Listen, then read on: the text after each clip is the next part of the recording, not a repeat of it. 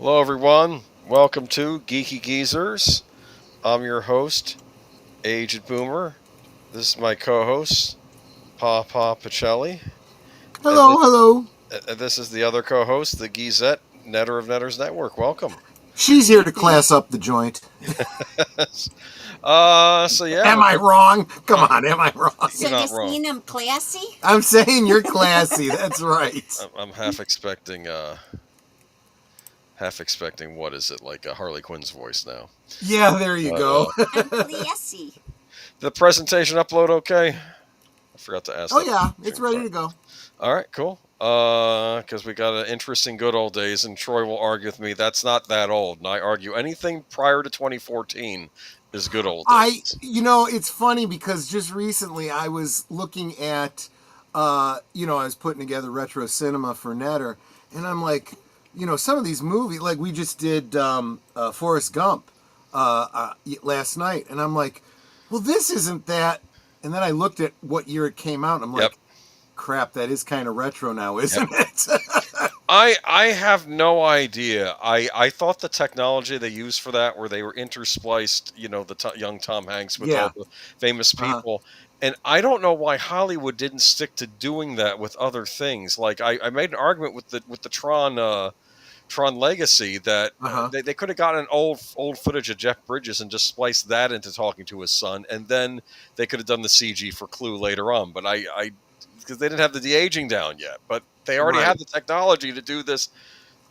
There were a ton of Jeff Bridges movies from that era, or even some old Tron outtakes they could have taken. One of the things I pointed out was the scene with Elvis, where he's just kind of in the background and blurry, and it's like, I mean, it could have just as well been perfect. It was good enough. It wasn't focused on him. He was a background character. I'm like, that's the way you do it if you don't have the technology. That's why, yeah, Jeff Bridges in that Tron Legacy, I was like, you should not have done that. It would have been fine if you got him from behind. You never saw him. They were doing that. They were having him talk. And then he turns around and he's got wax face. And it's like, you blew it, guys. You blew it. That was fine for Clue. That was fine for Clue because he was a program and he looked kind of creepy. He's supposed to be kind of creepy, so exactly. I think they flubbed it there. But we'll have more Tron news later tonight. Have a great show, my friends. Thank you, Big Al. And USARNG, welcome. USARNG, good to see you, my friend. We do something with rabbits recently. Oh yeah, Sparkwood21. Because Usagi means bunny. Oh, okay.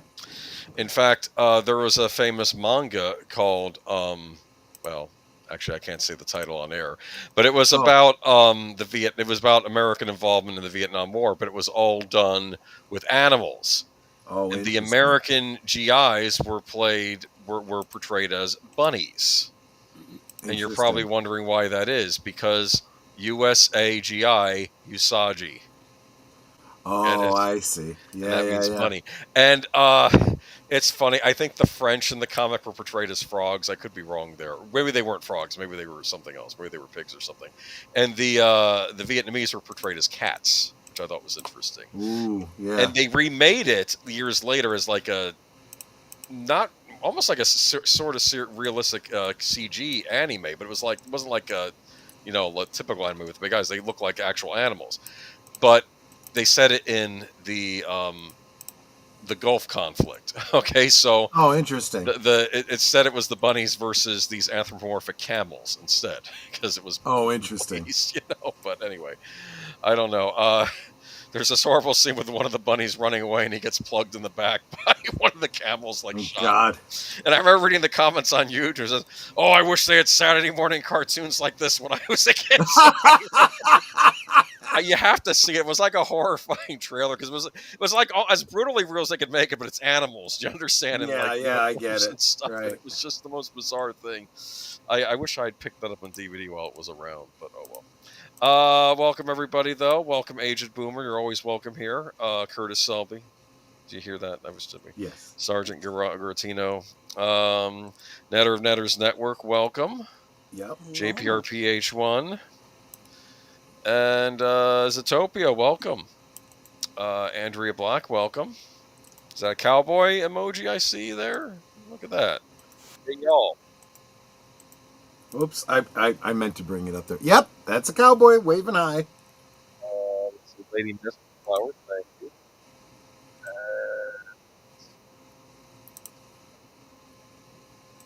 We had a lovely stream Friday night. You can catch it on Rumble, Troy's Rumble chat. Just kind of went So, out. Yeah, make sure you're staying close to your mic. who, me? Did I Yeah, fade you. out? Yeah, you Do I did. sound okay now? You do now, yeah. Mm-hmm. That's weird. I wonder why that happens. I need to get a new headset. I know I keep saying that. I have a new headset somewhere. I haven't opened it up yet. Let me see here, though. JPRPH1, Justice for Flappy. Yes, Justice for Flappy. Indeed. I mean, he sinned, but he didn't sin every day of his life. That's all I'm saying. That's actually a line. What was that? Jason and the Argonauts, or it was one of those where like the guy says, "I sinned, but I didn't sin every day of my life because the gods are punishing him." And right. He has a point. I think he was trying to get to the bread, and some vulture thing kept coming after him every time he tried to go near so he was always hungry. And he argued, "Well, yes, I sinned, but I didn't sin every day of my life." Yeah. I think it was Jason and the Argonauts. It was one of those. Ray Harryhausen. I was going to just say it was probably a Ray Harryhausen thing. All right. So, welcome, Jessica Hardo. I remember Jason the Argonauts. There was a lovely dance scene in that, as I recall. Oh yeah, I remember that. With the golden lady, who I kept. What else was she in? I think she was in an episode of Star Trek. All right. I guess get to the presentation. Okay, let me bring up the presentation. Now, we're going to talk about the good old days, as we always do. And this might seem rather recent for some, but it ties to a story tonight. Right. And I've always argued that good old days is anything prior to 2014. So we're going to talk about 2012, and we're going to talk about Dredd. Judgment is coming. Dredd 3D. This is when they really pushing 3D movies. Right. I mean, they still have them, but they aren't pushing like they used to. I'll say this. There are definitely scenes in the Dredd movie with the slow-mo drug where everything looks 3D. Before we start, have you seen this movie? Which one is this? Is this one with Carl Urban, not Stallone? I have not seen the Carl Urban. You've seen the Stallone version. I've seen the Stallone version. Okay. I don't mind the Stallone version. I think this is a better movie right here. The Stallone version's fine, though. Some argued that what they did was they remade a movie called The Raid, which I still have to watch. I have it on DVD. I think it was correct me if I'm wrong, I think it was a Korean action movie, I believe, about them gunning down criminals in a super large high-rise building and them being stuck in there. But, all right, I'll get into this. So, that is Carl Urban. One of the complaints about the Stallone movie is that he kept taking the mask off, because if you cast Stallone in your movie, you're going to want him to show his face, correct? Right. In this movie, the helmet is kept on the whole movie. He never removes it, because in the comic books, he never removes it. Right. I don't know if you know much about Judge Dredd, the comic book. Only what I've heard in commentaries in relationship to movies. I've read the comic book. It's a British comic book, though it does take place in the United States. After a huge nuclear war happens, and there are only, I think, there are different mega cities around the world now where the remaining populace live in, and there are these huge, massive cities, and this is Mega City 1, and I could be wrong, I believe there's a Mega City 2 and a Texas City in the United States. Those are the 3 cities. But in the future, though, they've kind of gotten rid of the they've streamlined the legal system, so now you have judge, jury, and of course in these types of movies, executioner. Even though in the comic books he didn't execute people, he would always sentence them. You have these judges, like these super police officers, because there actually are regular police still on the streets, but these are the judges. You don't want to go up against them. So wait a minute. So now you've got me wondering is there some sort of an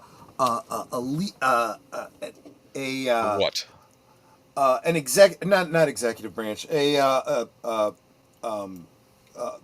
are the lawmakers? These guys apparently are the executive and judicial branch. I think they are the lawmakers. And I they could be make the wrong. laws. They go. That can't. There's got to be No, some no, unity in no. who makes the I laws. think. Oh, I think that's it. I think they're the ones in charge. Now there are higher judges. There are chief judges that are above Judge Dredd. But yeah, Gotcha. it's all the judge department, as I recall. Yes, no, they're in charge. It's I don't know if there's still a president or not. Um, I've read a few of the comics, but it's been a number of years since I read those. Gotcha. But this is very. It has kind of that British weirdness to it in sci-fi. How you get the British weirdness Yeah. in sci-fi, you get that in this. I believe this was shot in South Africa too, in Johannesburg, I believe, because I think they wanted a city that was very, I guess, looked like something out that was very hot, basically. But anyway, though, that's what it looks like in the movie, and it's just really neat. What I liked about this movie is those are some of the other judges you see in the movie. See, Robert's Infinite Realm says Troy Dredd has a rich history. I'm a fan. You should go down that rabbit hole. It's great. Yeah, it sounds like it probably does. I think you would like the Dredd comics. Yeah. I bet there's more to it, like some sort of a legislature that creates laws, and these guys have combined the judiciary and the executive branch or something like that. I don't know. It's it's like things got too chaotic after the nuclear war. Like we're just set. We're just and things are still chaotic even with the judges around. There's still horrible criminals running about on the streets. But that's Carl Urban. I'm trying to think what else you might know him from. He's been on The Boys. He was Dr. McCoy in the Star Trek reboots movies. Yeah, I know him. And big fan of this movie. We have Cy Judge Anderson in this movie. I'll give you a little background on her. They didn't have her in the Slow movie because I felt they probably didn't want to introduce her yet. If the Slow movie had gotten a sequel, you probably would have seen Judge Anderson. She's a mutant, and as one of the criminals says, "Oh, most of these mutants, they end up with 2 heads or 5 arms or no arms." It says, "But you're pretty put together." But she has psychic ability. She can read people's minds. Oh, yikes! Yes, and I like how they do that in this movie too, because one of the bad guys starts with, "You can read my mind," and of course he flashes before her him doing something inappropriate with her. And, but then she kind of takes over. And he's like, and then I think she goes into his head and says, "Oh, you can do whatever you want. Oh, so I can do whatever I want because you're in my head now." But then she really messes him up inside his own head. It just does. Oh gosh. She's an interesting character. I would argue she's the protagonist of this movie. She's the rookie. She kind of failed her police exam, but they really want a psychic on the force. So they says, "Look, I'll let you decide if she's a pass or a fail. You'll be the deciding factor." So Dredd takes her out for a day on the streets to see how she does, and I kind of figured that's where you were going, that you weren't going to say he took her out for a coffee just to have a talk with her. No, he's not warm and sensitive. That's Olivia Thurby, who plays her as well in this. I'm kind of sad we didn't get a sequel. I wanted to see more of her and more of Carl Urban's Dredd, but I think it didn't do quite well enough. They were toying with doing a Netflix series, but it just never came to pass. But it's a standalone movie. Mm-hmm. I was going to say, I've heard, and you could tell me if you agree with this or not, but I've heard that there was a contingent of fans that liked the Stallone film so much they felt this wasn't connected to that. They were bothered by it. Kind of like what we're seeing going on with Superman today. Here's what I would argue. I don't think this movie is trying to snub the Stallone movie. You're not going to get a sequel to the Stallone movie how many years after? That ship has sailed. You're going to get a reboot. True. I mean, the Stallone movie came out in '95. I remember I went to see it in theater opening weekend because I was very excited about it, and I like the Stallone movie for what it's worth. But I think the Imagination of the City is a little better because I think this one doesn't have quite that high a budget. But I think that this is still the better movie. And funny enough, both the Stallone movie and this movie, these are those '90s dystopian or '80s dystopian science fiction movies that had a lot of action in them, and that's what this reminds me of. This is almost like a throwback movie to like a lot of these action movies I loved in the '80s, like Total Recall, and what's the other one? Running Man and things like that. And it's a full R rating. So anyway, they go to investigate some homicides at this place called Pete. Oh wait, by the way, that's what Judge Anderson looks like in the comic book. I thought they did a pretty good Looks like likeness they of were her. pretty accurate. Yeah. Now, to be fair, that might have been hairstyling and whatnot, but yeah, I think she looks pretty close. So they go to investigate, and here we have the villain of the movie. And what's her name? That's Lena Headey, right? The one who, Lena Headey, the one who was on Terminator, Sarah Connor Chronicles, and later Game of Thrones. But she's the villain in this. She basically, so basically, 300 as well. Oh yeah, that's right. She was in the 300. Yeah, so I guess she's in these types of movies, isn't she? But she, she's basically like the crime boss in this part of the city, which is this huge building complex, like 150 levels, I think.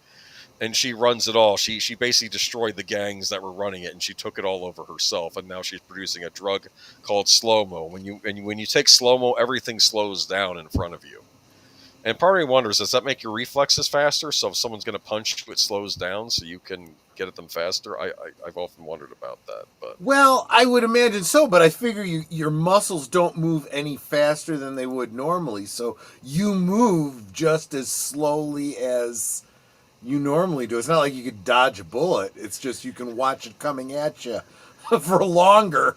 That's sort of what happens. This is her example of cruelty. She's throwing some guy who failed her, or maybe a rival gang member, and she's all the way at the top of the tower, and she says, "Throw him down, but give him some slow-mo first, so it takes that much longer to fall in his mind to his death." That's pretty sick, actually. No, Troy, that's not okay. Oh. And they love this one Netflix series fell through because of rights distribution. Oh, interesting. Okay. Sorry, I'm reading Geek Flag. Did you like this one, Geek Flag? Didn't know, but just a good movie. It really is a callback to those 80s action movies, and I would have liked to have seen more. The creator of this did have sequels planned. The second movie was going to be an origin story for Dredd himself, which didn't get made, and the third movie was going to be a existential threat from the Dark Judges. But that was Pete Travis that did this movie. I thought he did an excellent job, and some people argue that all he did was redo the Raid in a Dredd skin. I don't know if that's true. I need to watch the Raid, but I enjoyed this movie a lot. And I do recommend it to you, Troy, if you want a good science fiction action movie. Yeah, I would like to check it out. I've heard about it. I am interested. The thing that I figured, like I said, I'd seen the Stallone one, and after seeing the Stallone one, I was like, gosh, this kind of feels like a reskin of Demolition Man.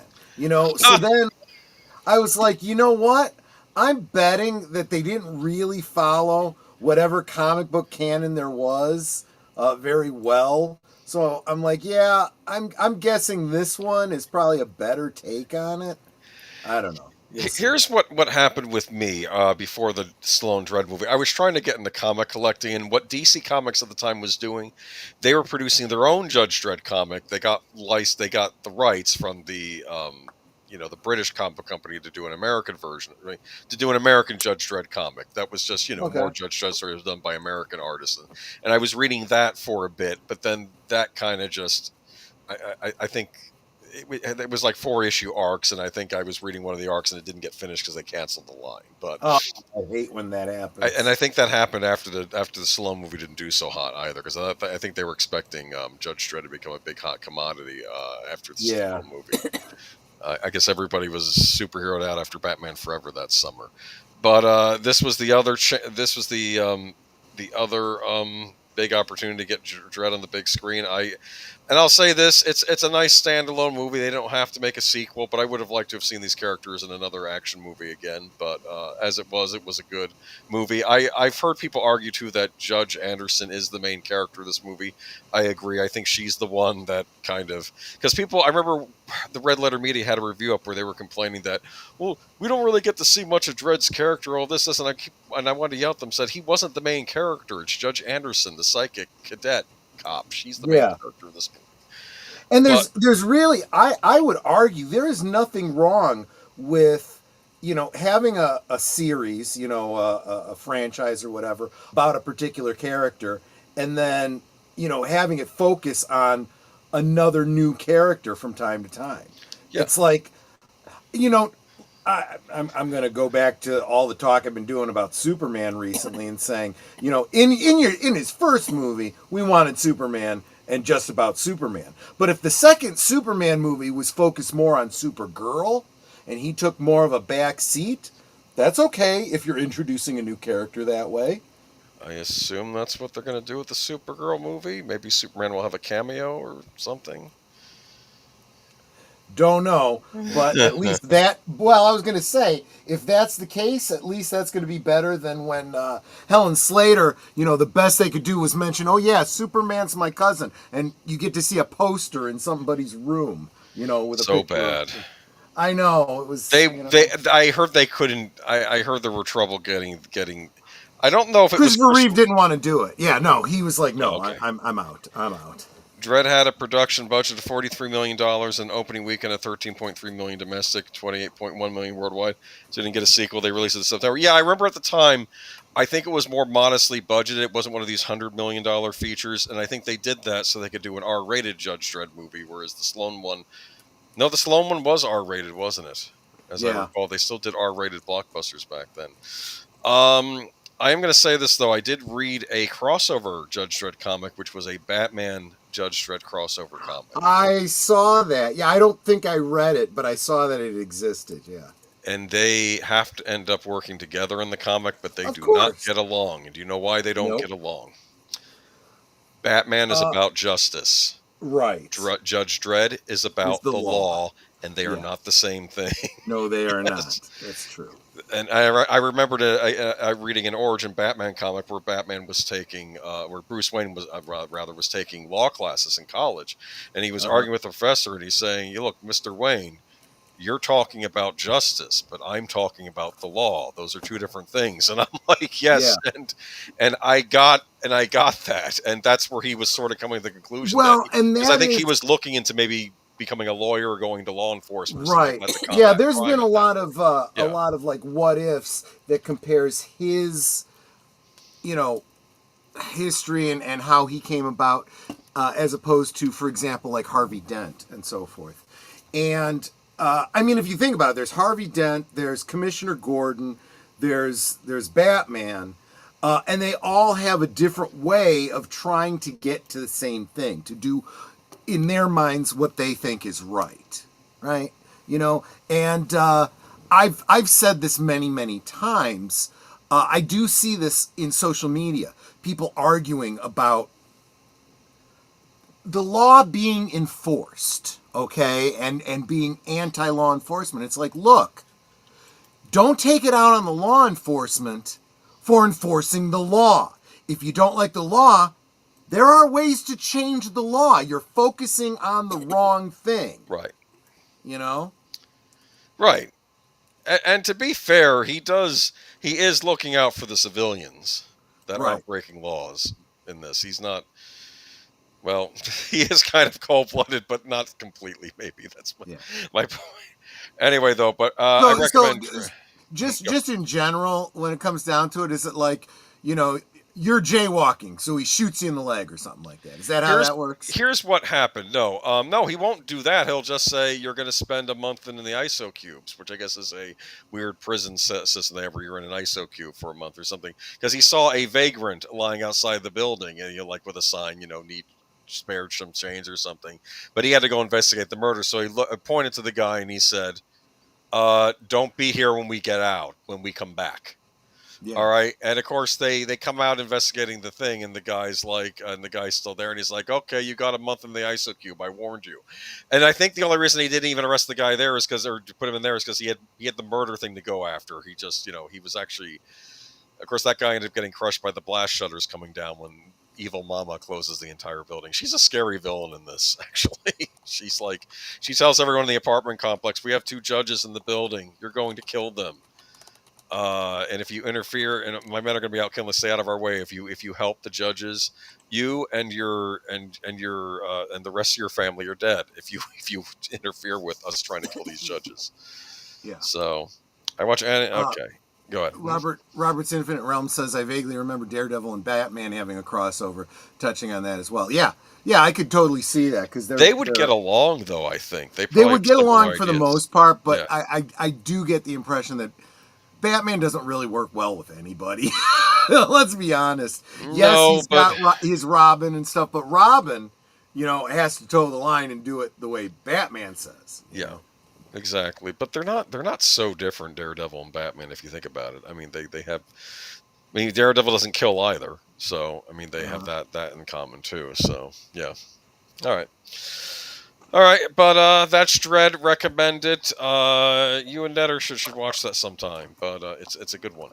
But absolutely. Now I did this because you're making me watch right now. So we've gotten through almost all of the first season of the Dungeons and Dragons cartoon series. Come on, Netter, that's a classic. Yeah. I remember. I mean, I could argue as a kid. I kind of no. I kind of said nope. I think, but I don't know. I mean, I should give it a chance. Oh, those are some of the grody criminals in the movie too. That's poor Judge Anderson. But let's see. Okay, but that's it. All right. Now we have news to cover tonight. Are we excited for the news? Not really, but let's do it. There's some interesting stuff tonight. It's not all gloom and doom. Finally, we actually have some Hollywood stuff to talk about too. There were a number of trailers that debuted this week. Dredd is one of the highest recommendations. Good intro to that world. I agree, Robert Zifneros. I think if you're unfamiliar with the Judge Dredd, watching Dredd the movie is a good introduction. Yeah, it's yeah. All right. Man, that's Connie Francis. I was surprised at this.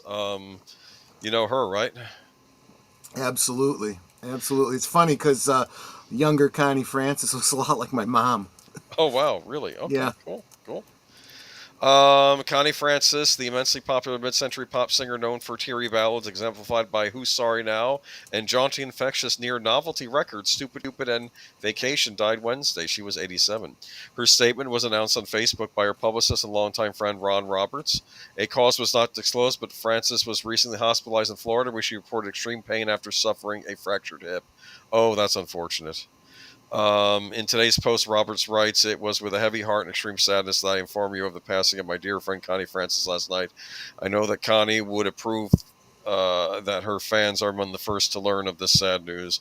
More details will follow later." Francis' heyday was the late 1950s to mid-1960s when she scored 35 top 40 and 16 top 10 hits, placing 3 in the top spot.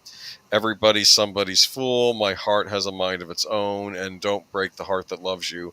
From 1960 to 65, she appeared in 4 lighthearted comedy films, beginning with spring break classic Where the Boys Are, named after her top 5 1961 hit.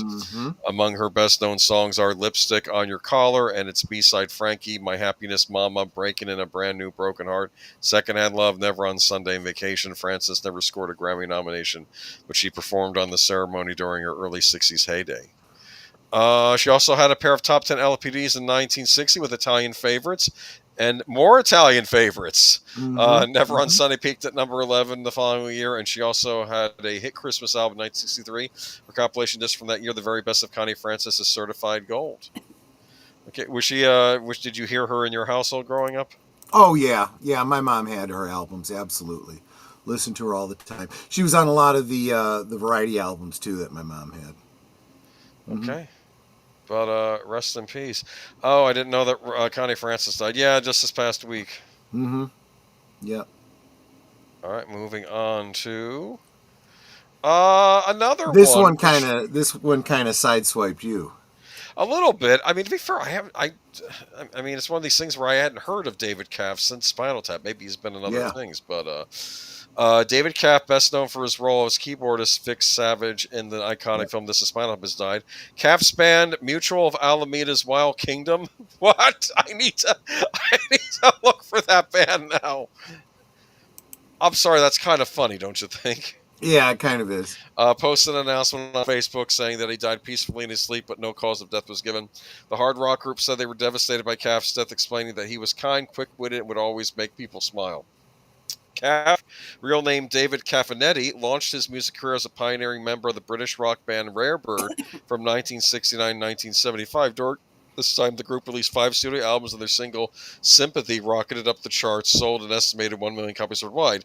Then Caff got his big break with the 1984 Rob Reiner-directed mockumentary "This Is Spinal Tap," where he was cast as Vic Savage, who played the keyboard in the fake English rock band.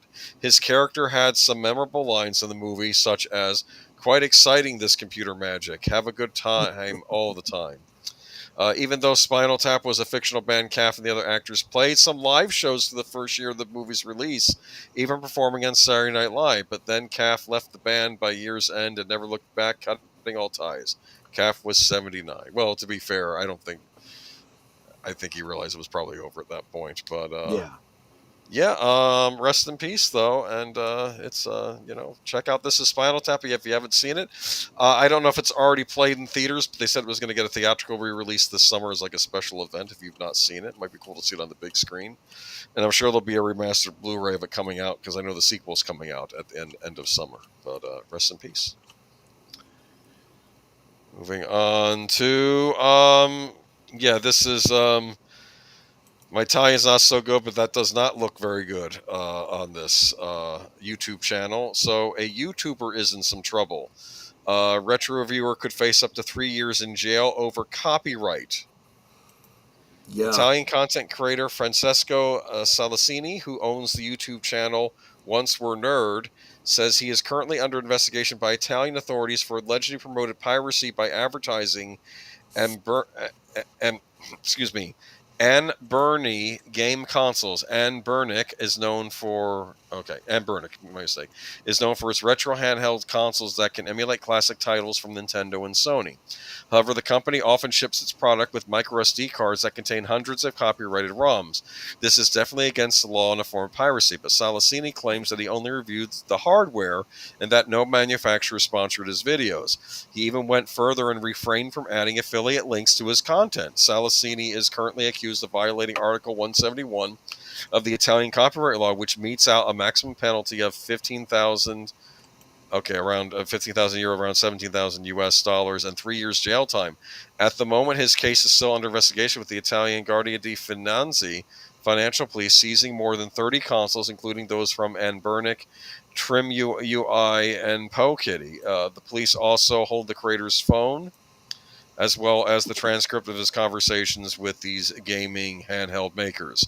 The initial investigation takes up to 6 months, after which the authorities will have to decide whether to drop the case or go forward with the criminal proceedings. But in the meantime, Salasini also runs the risk of having his channels taken down, even without definitive proof that he is in the wrong.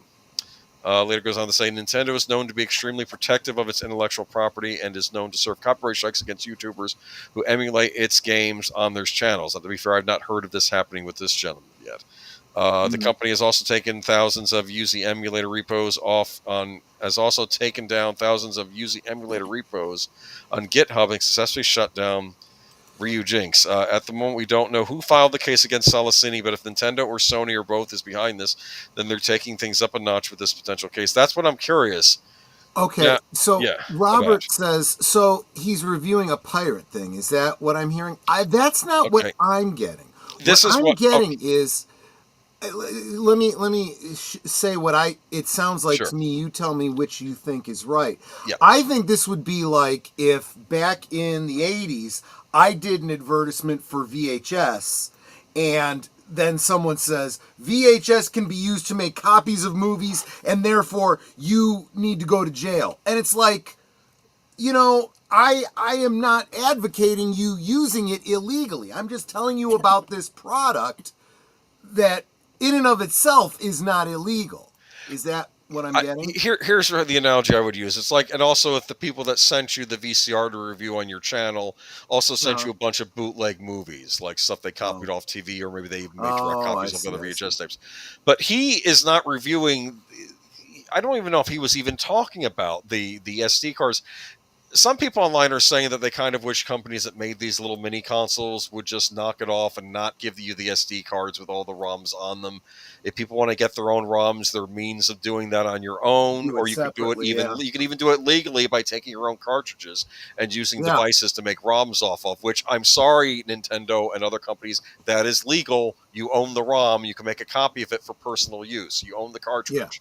And, like, let's say you want to put all your Game Boy collection on one little SD card. Who knows? I could do this myself. I have a big Game Boy Advance collection. I could get a thing to copy the ROMs with, put an SD card, and play it on one of these devices. I'm not taking them from the internet. I'm not getting them from weird sites. These are my own ROMs. This is my dream to actually do this with my Super Nintendo collection, is to get all the ROMs off the cartridges and put them on a single cartridge to stick in my... Because these are reproduction consoles. And I don't think that in of itself is illegal. I think the patents run out on these things, and if companies want to release them, so you can, I don't even think that's not exactly what this is. I honestly feel like they're, what's that line from Star Wars? The more you tighten your grip, Tarkin, the more star systems will slip through your fingers. Now, and honestly, the more they go after people for this kind of stuff, the more people will start going, well, you know what? I'm just going to make my own machine, a la, the Pooh Bear country, and just clone whatever you put out. It won't connect to the internet. You won't even know it, and I can continue playing whatever version I want forever. But to be fair, I doubt this YouTuber is one. I don't think he's encouraging piracy. I don't think he's even showing these pirated games on his channel. I think he was just showing this is how this works, and if you have your own ROMs, you can copy them. I don't, and maybe they came with an SD card with ROMs on. He's just showing off the hardware. He's not distributing the ROMs himself. Yeah, this is a huge overreach. Of course, this is Italian law, so... And I'm wondering if Italian law is different, and part of it is... No, it very much is. It's Benito, may have been strung up by his heels, but his spirit is still alive and well in my ancestral country, just saying. I just figured the Italians didn't get hung up on this stuff, but maybe I don't know them as well as I thought. Yeah, they're not as unified as you think they are. It's like true. A bunch of little countries, almost like the United States in a lot of ways. I see. Because this to me is a little ridiculous. Leave the man alone. He's not doing anything. Like, if you have a problem with the companies making these devices, you want to go after them, that's fine. He's just showing off hardware he legally purchased. If you're going to go after the pirates, go after the pirate sites. Oh, well, by the way, that's our next article. People get angry when Nintendo does this. Now, I'm gonna keep notice. I want to know who it is that it brought that attention to the Italian authorities with the guy. But anyway, go on. FBI sees well-known Nintendo Switch game piracy site. One of the most popular sites for Nintendo Switch piracy has been taken down as part of an ongoing FBI investigation. As reported by Kotaku, NSW2U was known for hosting Switch ROMs, which could download to play on a hacked Switch or PC emulator capable of running them. At the time of writing, whether you enter the site's URL, you'll notice a confirming the seizure, which the FBI says is in accordance with a warrant issued by the United States District Court in Georgia. The notice also features a logo for the Fiscal Information Fiscal Information and Investigation Service, FIOD, which is a Dutch government agency that investigates financial crimes. Nintendo has been cracking down on piracy of its games for a number of years. Back in 2019, the company sued illegal ROM sharing site ROM Universe after it became aware it was offering unlimited downloads of new and old Nintendo games for an annual fee. Last year, it filed a lawsuit against streamer Every Game Guru, who is accused of broadcasting footage of pirated and, in many cases, unreleased Switch games, as well as providing illegal access to illegal ROMs. In March of 2024, the makers of popular Switch emulator Yuzu paid $2.4 million to settle charges filed by Nintendo. Nintendo's latest anti-piracy move was inserting a clause in an updated version of the Nintendo Switch user agreement that effectively enables it to brick your Switch if it runs illegitimate emulators of pirated games. The revised agreement came into effect just ahead of Switch 2 launch on June 5th. Yeah, they're really cracking down this stuff lately. It's kind of funny, like 20 years ago, I don't think they were caring as much about this. In fact, there was an often rumored that the version of Super Mario Brothers that you could buy off the Wii Virtual Console was actually one of these illegal ROMs that Nintendo just swiped and stuck it on their Virtual Console. I would argue that's the other side of piracy. You could be out there pirating, and doing whatever you want to do. But if the rights holder decides, oh, I like that. We're going to release that as our own. What recourse do you have? You have none. But I also had this point. I don't know why Nintendo at this point cares. How many times they want to sell Super Mario Brothers to you over and over and over again. Mm-hmm. It's not like you buy a copy of Super Mario Brothers and you can have it play on your next console and next console, next console. Oftentimes you have to rebuy it again. It's not like Steam where you buy it once and you can use it for as many times as you want. So sometimes to the point where it's like, oh, I still have that game. exactly. I'm waiting for Steam to come out with the Steam box. It's a rumor. Maybe that'll be my next gen console, because this is just, if all the consoles are going digital anyway, Steam does digital better than anybody. So why am I going with Sony or Nintendo at this point? But yeah, Lilo and Stitch movie surpassed $1 billion at box office. Interesting. Yeah, we don't have an article about that. But maybe we'll do a box office right update. Now. What? Yeah, we are. Yeah. Anyway, though, but yeah, that's it. I don't know. I think this is I guess I want to say it's overreach, but I guess not according to the law it is, so they can do what they want. I'll say this: putting new Switch games on your site, though, you are kind of asking for trouble. It's one thing. And I would argue this too. Does the article say where the servers were? If they're in the United States, yeah, maybe not such a great idea. Maybe you should offshore that kind of stuff. Not that I'm telling anyone how to do something. I'm just saying. I don't know if they were or not. I know that one guy that got arrested and owes Nintendo millions. I don't think that site was on the United States, but I could be wrong. If you don't own a game that you buy as a digital release, then pirating is illegal. You know, it's funny. I bought a lot of Wii Virtual Console games, and my Wii got destroyed in the flood, so those games are now in the ether. I don't really have them anymore. I just still have the ROMs somewhere on a thing, so maybe I could figure out a way to still retrieve those someday through not official means. But I don't know. Just, dudes, just stop putting the Nintendo stuff on your sites, because basically the whole site will get taken down if you do that. So just and you know, I mean, that's fine. This falls under the same thing I said about the last one. The more you tighten your grip, the more star systems will slip through your fingers. The more you beat up on, you know, people that are they're getting so draconian. People are going, you know what? Screw it. I don't even want to play Nintendo games anymore. Just screw you and everyone you know. You know. Well, Geek Flag, be careful, Troy. They'll be coming for you next. If meaning they'll come after paying customers next, then that brings us to our next article. That's true. That's true. Nintendo bans Switch 2 owner after playing. Now, we talked about this last week, but this is kind of an update. Nintendo doesn't want people to preserve old video games, and that's fine. And then that means I also will not be interested in anything new anymore. And you will begin putting out your product, and less people will buy from you, and, you know, too bad. In a recent cautionary tale for Nintendo enthusiasts, a Switch 2 owner found their new console temporarily banned from online services after making legitimate secondhand game. In fairness, it wasn't temporary at the beginning. It was not intended to be temporary. Yes. This event showcases the stringent anti-piracy measures implemented in Nintendo's latest hardware, raising questions about the secondhand market's reliability for backward compatible titles. Reddit user Demanthe detailed their experiences in a post on the R Switch subreddit, explaining that they acquired 4 used Switch 1 game cartridges from Facebook Marketplace. Upon inserting the cartridges into the Switch 2 and downloading routine patches, the console was flagged and banned from Nintendo's online services. This restriction prevented access to downloads, multiplayer features, and other connected functionalities. The ban was triggered almost immediately, highlighting the console's advanced detection capabilities. I think it's rather creepy. They were able to tell after someone put a copied version in one of those MiG switch things that will also get your console banned. Nintendo kept a record of that and then located the original cartridge it was copied from when this guy bought it used, and that also banned this other guy's Switch. How can it tell? I know. That tells me they're watching you.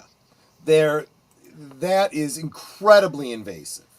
And I'm sorry, sometimes you don't have a choice about to buy a game used because you can't find the game new anymore. You know, but even if you wanted to buy it used, that's legal. You can buy. This was a thing years ago where they were really game companies were poo-pooing people buying used games, and I'm like, I'm sorry, that's legal. Horror They King can do says, that. fun fact, Nintendo used to make playing cards and adult entertainment. Sometimes they would combine the two together. Yeah, I wouldn't be surprised if they tried figuring out a way to make the playing cards disintegrate after 2 years, so you'd have to rebuy them. In defense, I am going to say this. There is no defense. No, I'm I'm sorry. going to defend whatever you say. defend Nintendo of old. That was the Yamaichi family. I don't know who's running Nintendo now. I don't believe it's the Yamaichi family. This is somebody else. This is not. Iwata died from Friggin' cancer. Emperor Palpatine. That's who it is. Well, it's somebody new because the last guy who ran the place died, and the previous guy Yamaichi he retired because he had gotten too old. But he was the terrifying leader of Nintendo back in the day. But I feel though. I feel like as a customer, I'm being targeted by them, and I'm not quite sure what's going on here. I know. I know. It's like, why do I want to go into... It's like going into business with the Godfather. It's like, really? Is it really that important to you? I get that they got angry a couple of years ago because A Legend of Zelda Tears of the Kingdom was coming out and people were already playing it early because someone got their hands on a cartridge, someone must have leaked it from the factory, and people were already making copies of it online. And yeah, that's no good, and go after those people. That's fine, but I think now this is overreach, and it's This is like, look what you made me do to you. This is how it's starting to come off. Fortunately, the ban was not permanent. By contacting Nintendo Support via live chat and the official website providing evidence of legitimate ownership of these used games. What if you bought it from your friend for $20 or something? I mean, they want to make it so that it's non-transferable, so that you can't do that. But this was an interesting part of this article. How Nintendo's anti-piracy system works.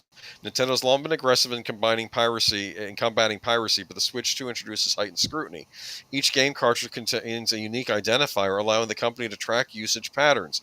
The cartridge data appears on multiple places simultaneously, such as a physical copy in one console and a dump ROM in another. Okay, so let's say you were playing the same game at the same time as somebody else. They can tell you're playing the same game at the same time as somebody else. That freaks me out.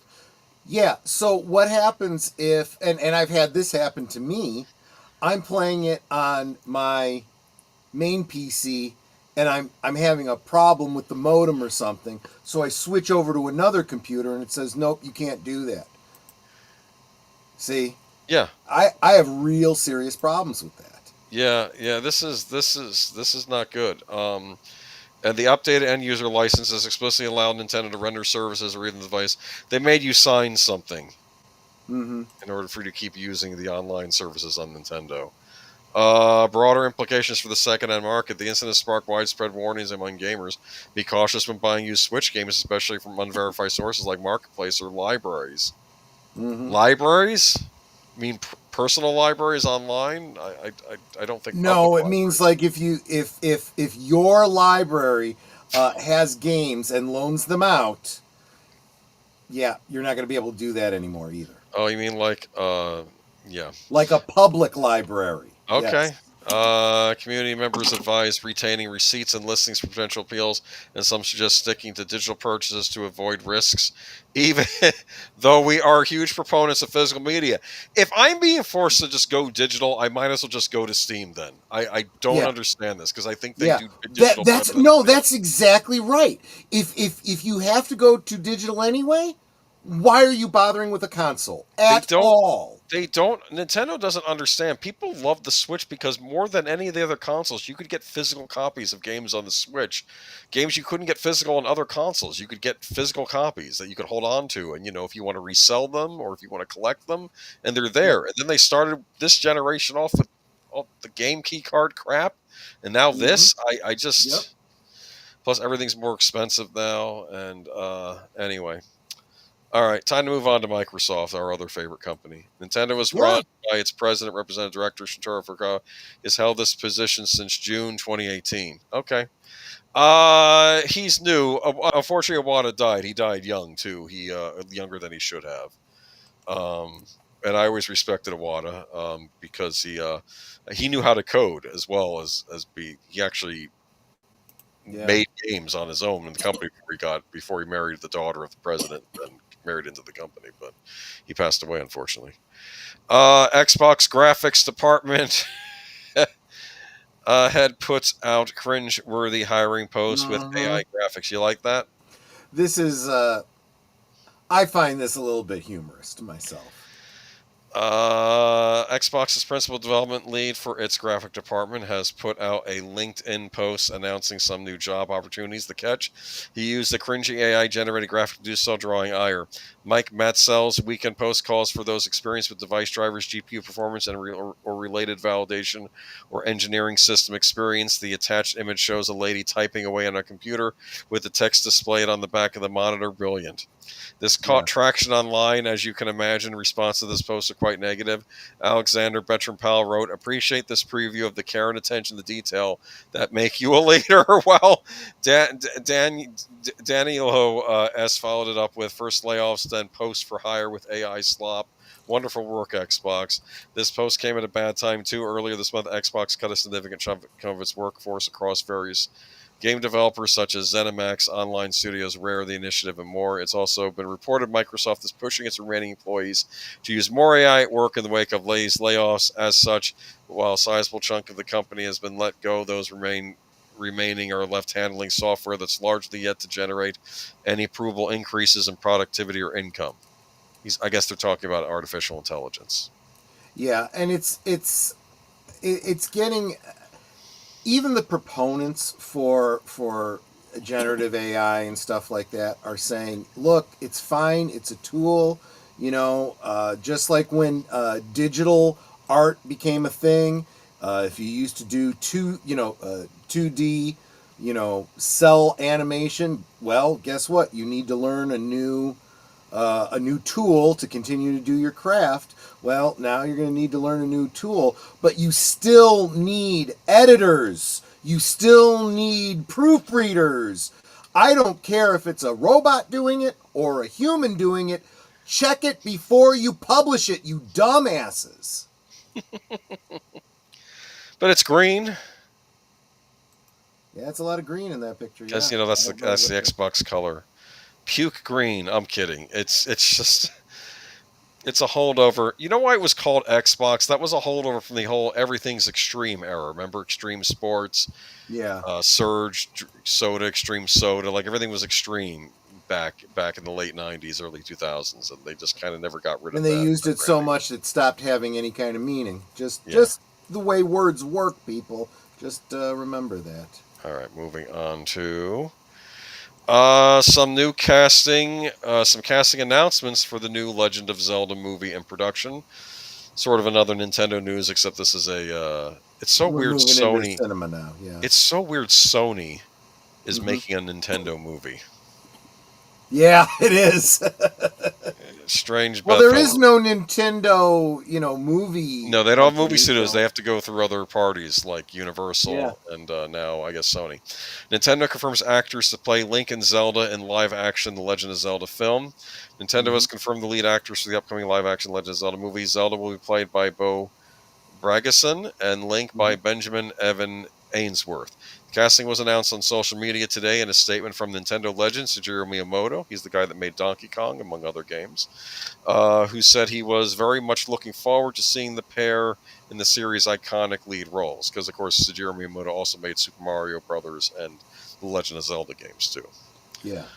This is Miyamoto. Wrote Miyamoto, "I am pleased to announce that for the live-action film of The Legend of Zelda, Zelda will be played by Bo Bragson, Link played by Benjamin Evan Ainsworth's son. I'm very much looking forward to seeing..." Okay, well, this is what you just said.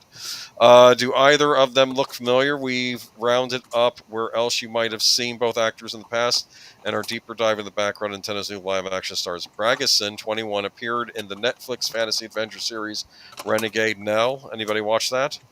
Nope, never heard of it. As well as the BBC crime drama adaptation, The Jetty, which I did watch because Jenna Coleman was in it, and I do like Jenna Coleman, so I try to watch things she's in. I'll tell you, I was going to say, these kids look adorable.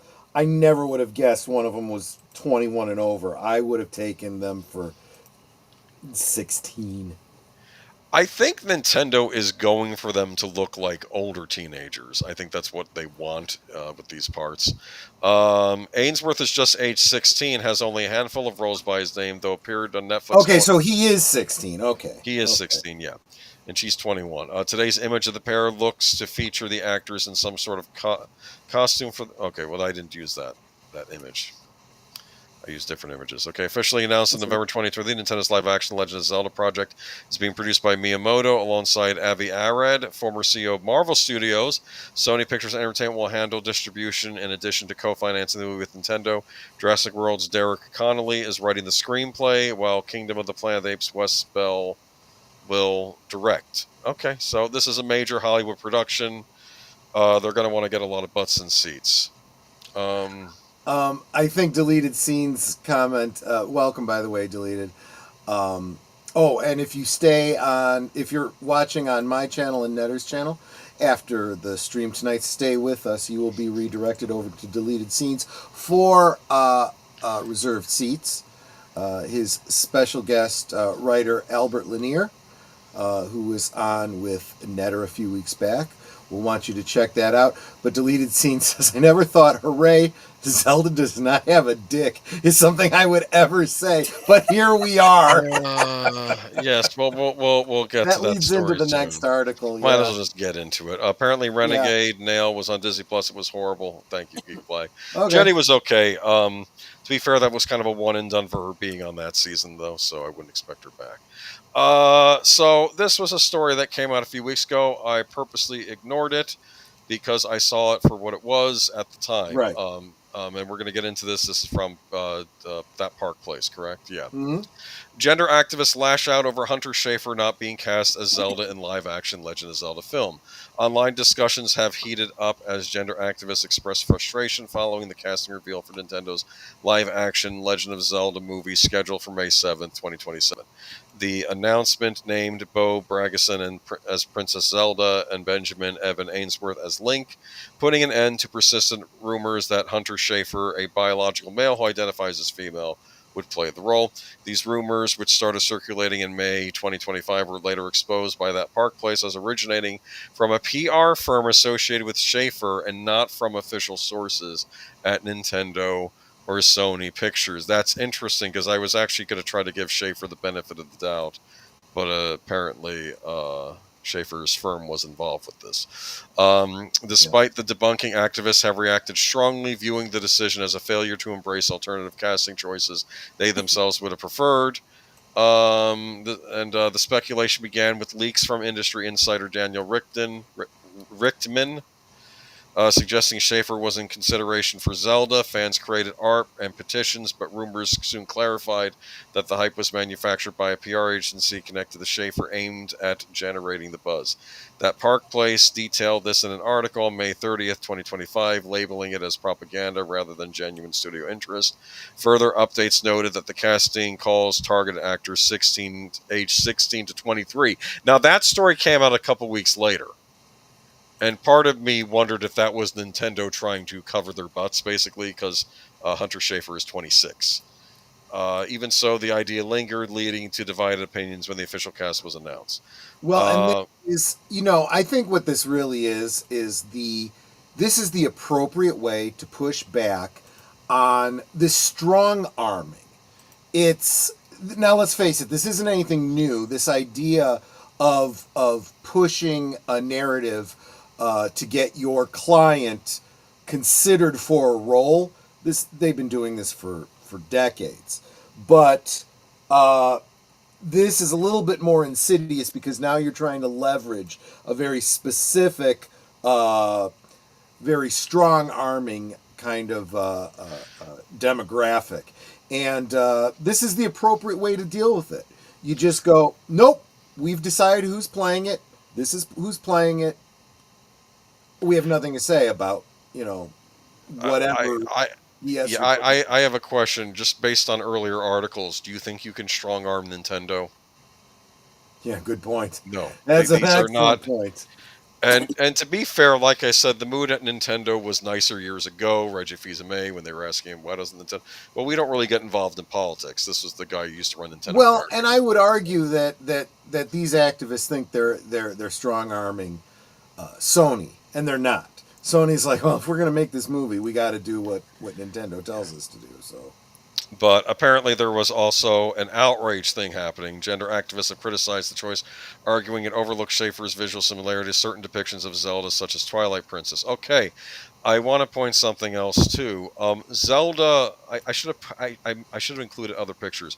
Princess Zelda looks different in almost every game she's in, because I think these are descendants of the original of Princess Zelda, and they're descendants of Link, and they're not always going to look like the prior Link. They're going to look different. So, yeah. Schaefer does have a similarity to one of the Princess Zeldas, but that may not even be what Nintendo is going for. They're probably going for a completely new Link and a completely new Zelda, because this will probably be a movie that's not even an adaptation of one of the other games. It's probably its own thing. I think what they've got to consider, and I think this is true for all casting, is what story or stories are you planning to tell? Over how long a period of time? Is age of the characters going to be relevant, and cast accordingly? For example, I'd say they've done a great job with, for example, what's the kid's name who they got playing Spider-Man? Tom Holland. Tom Holland, yeah. I mean, he's got that Michael J. Fox thing going on, where he could play a teenager for 20 years and get away with it. Yeah, not everyone can do that. And I have no idea what Nintendo is even planning with this Legend of Zelda movie. Exactly. Are they planning this to be a part one of a trilogy? Is it going to be a standalone feature? I have no idea. Is the later stories going to involve, like, this would be on brand for Zelda? Is there going to be some time travel involved where the actor's got to play different ages of himself? Possibly. It's difficult to tell, because I know with Ocarina of Time, it's famous how you start out as young Link, like he's like 9 or 10 years old, and then he goes to grab the Master Sword from the Temple of Time, and I guess the sages in there say, you can't take this sword yet, you're not old enough, and they hold you in place, and then it's like 10 years later, and they let you go, and now you're like 18, and it's like, but by then the bad guy conquered the world, and then you have to use time travel to go back and forth in time to kind of reset things and set things up in the past that will help in the future.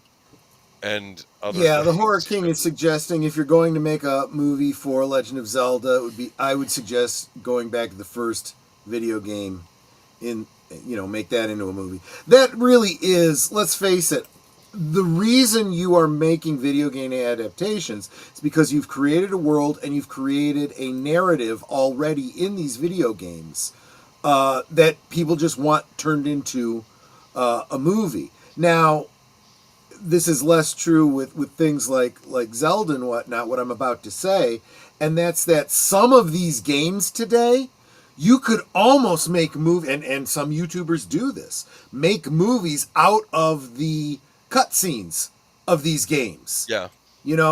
And the action stuff, you playing it, you just fill that in to lead from one clip scene to another. And I think a lot of gamers are going, just make that movie.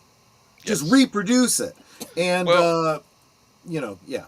It's tricky because, let me just read this comment real quick. I'm of the excuse me, Princess generation. Heck, I have a mug showing exactly that. That was the Legend of Zelda cartoon show from the 80s. Yeah. That was, I think the writers didn't have much to work with, and they're like, let's make it like Moonlighting.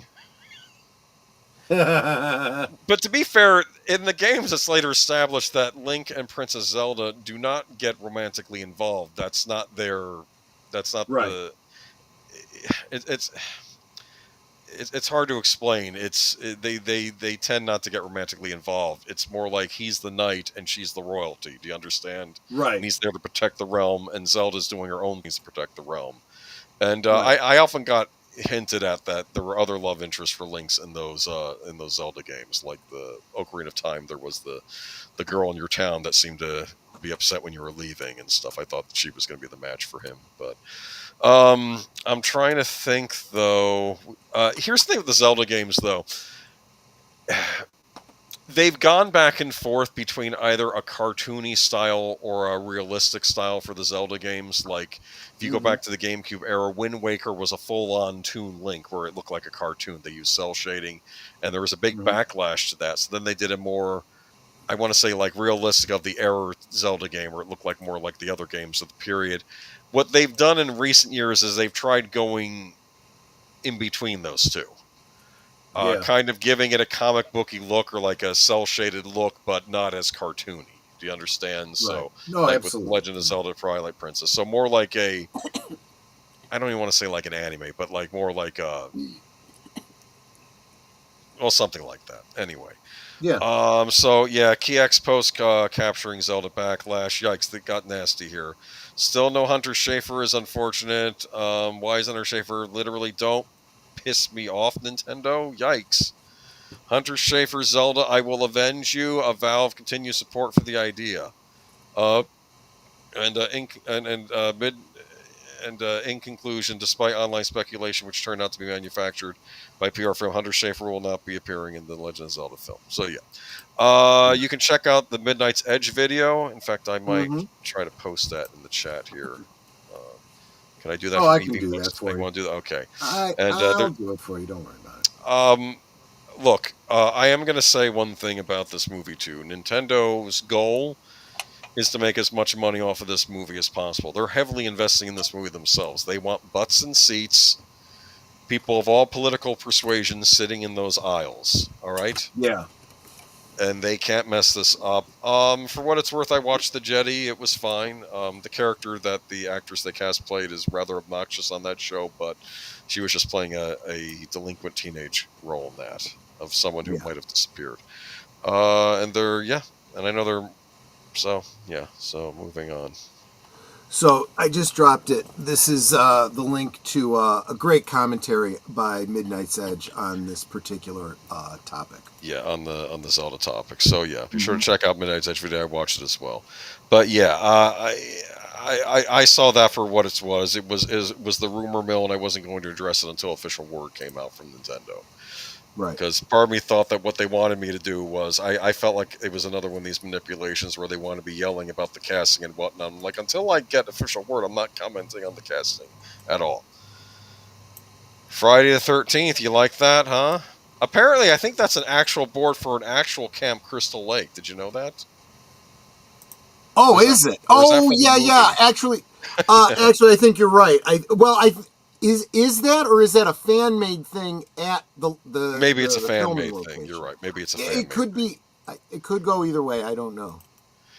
But apparently there is a Friday the 13th prequel series, Crystal Lake, and cast members have been announced.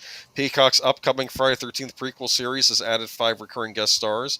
Now set to appear in the series titled Crystal Lake are Callum Vinson of Chucky and Long Bright River, Nick Corleone, Warrior, Joy Soprano, Fleischman is in Trouble, Best Foot Forward, Daniel Koch, director from Director Scott and Phoenix, Parnevik, Bel Air, Don't Tell Mom the Babysitter's Dead.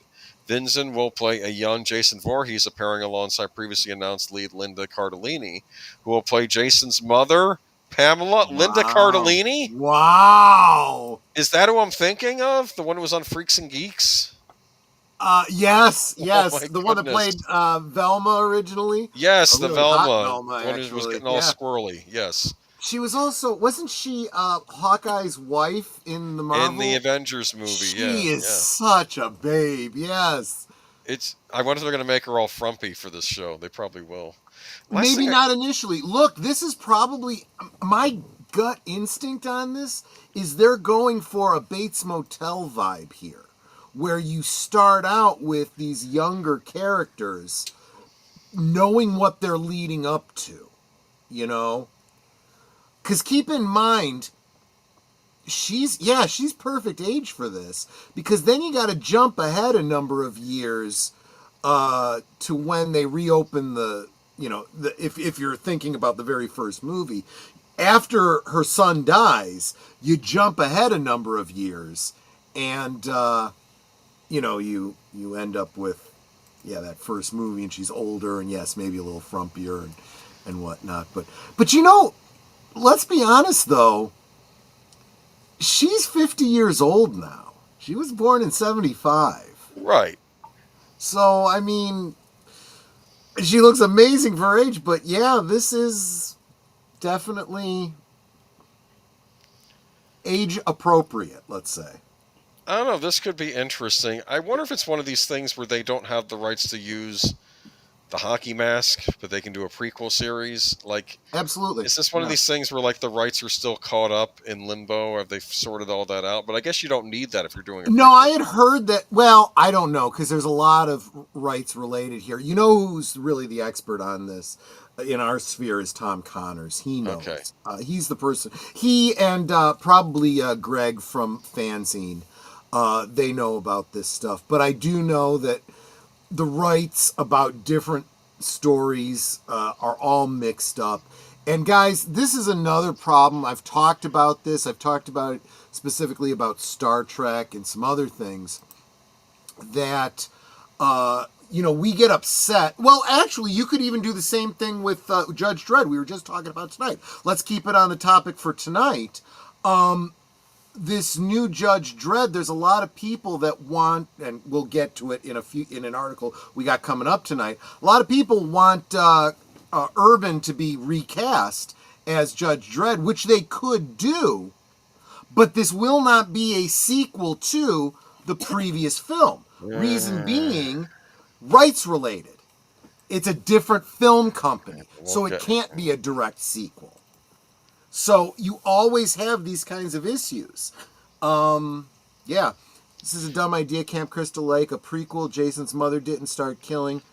No, but again, I would say look back at Bates Motel. Look at Bates Motel. Yeah, it wasn't about the events of the movie and after. It's what led up to it. Well, and there could be interesting stories to tell there. Now, it could be crap. Don't get me wrong. This could be a stupid, pointless, they didn't think it through money grab. But it could also be like Bates Motel, where it's like, wow, this is actually an interesting take on this. My issue with Bates Motel was when they actually went into the original novel and the original book storyline. I thought it was great up until then, and they didn't tell that as well. And I wasn't even against them, because I'm like, okay, well, I don't think it's unheard of that they could eventually lead into Marion Crane with what's going on here, but I just didn't like how they handled it. I thought it was kind of... Yeah, I agree with you. When they should have either stopped sooner or been really... They should have stopped sooner. Or they should have been really, really sharp and clever about the way they got into the Marion Crane stuff. They should not have done the race swap. They should not have... They were already operating at a disadvantage because it's taking place in a different time period. Change as little as you possibly can. I think that what Bates Motel was when it started out was, it reminded me a lot of like... It gave the feeling of Alfred Hitchcock Presents. Like, this is all taking place in a Hitchcock world. So while you still have a young Norman Bates, all this other weird stuff is going on around, and things you might have seen in other Hitchcock movies or episodes of the show. Like a lot of other shady characters on the show. It had that whole Hitchcock vibe on it. So I thought it actually caught that well. At least the first couple seasons, I thought it was really well. Like there was this other thing.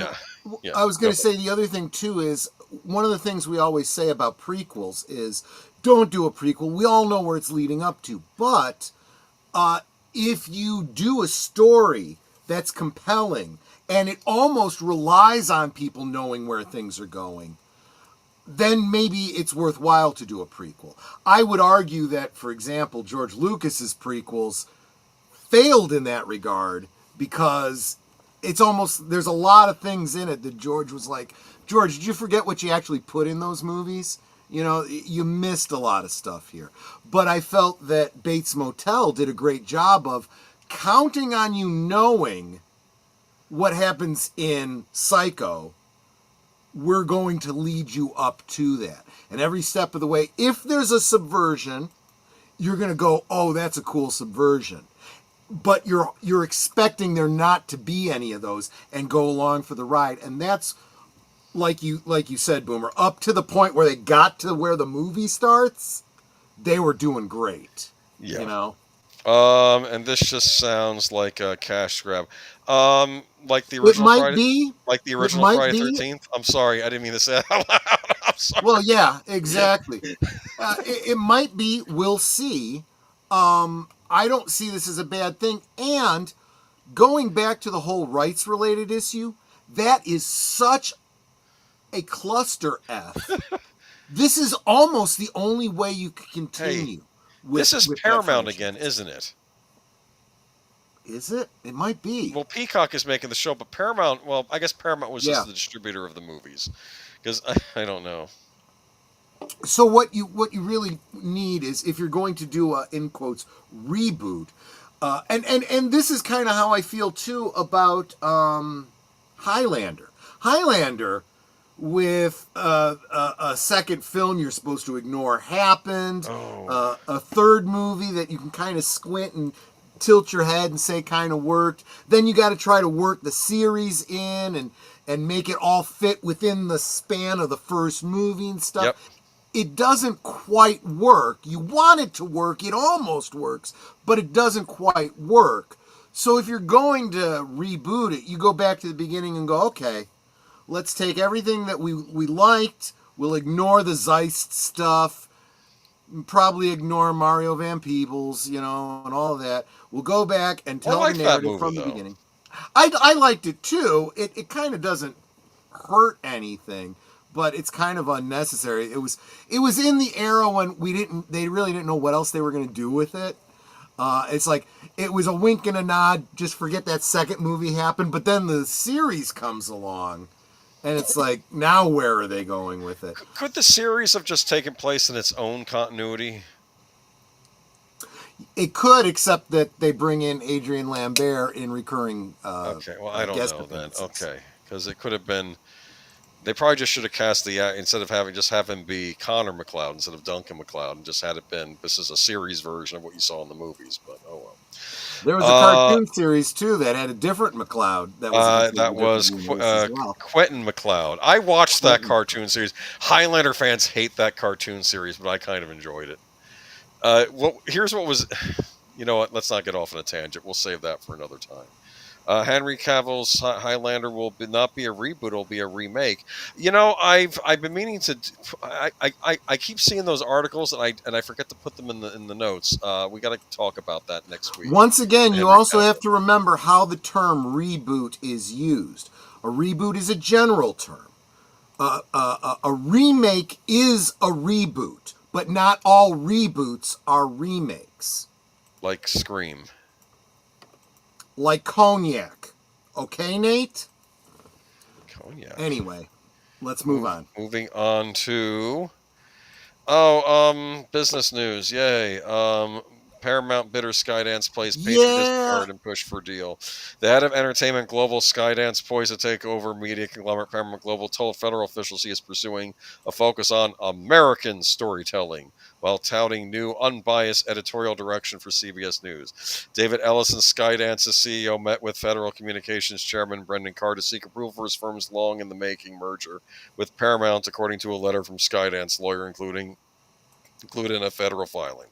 The transaction has Royal Paramount subsidiary CBS News and its longtime crown jewel 60 Minutes amid fights over its editorial independence. Ellison is the son of tech billionaire Larry Ellison, a major supporter of President Donald Trump. David Ellison and Skydance's general counsel said they expressed their commitment to embracing diverse viewpoints that reflect the varied ideological perspectives of American viewers.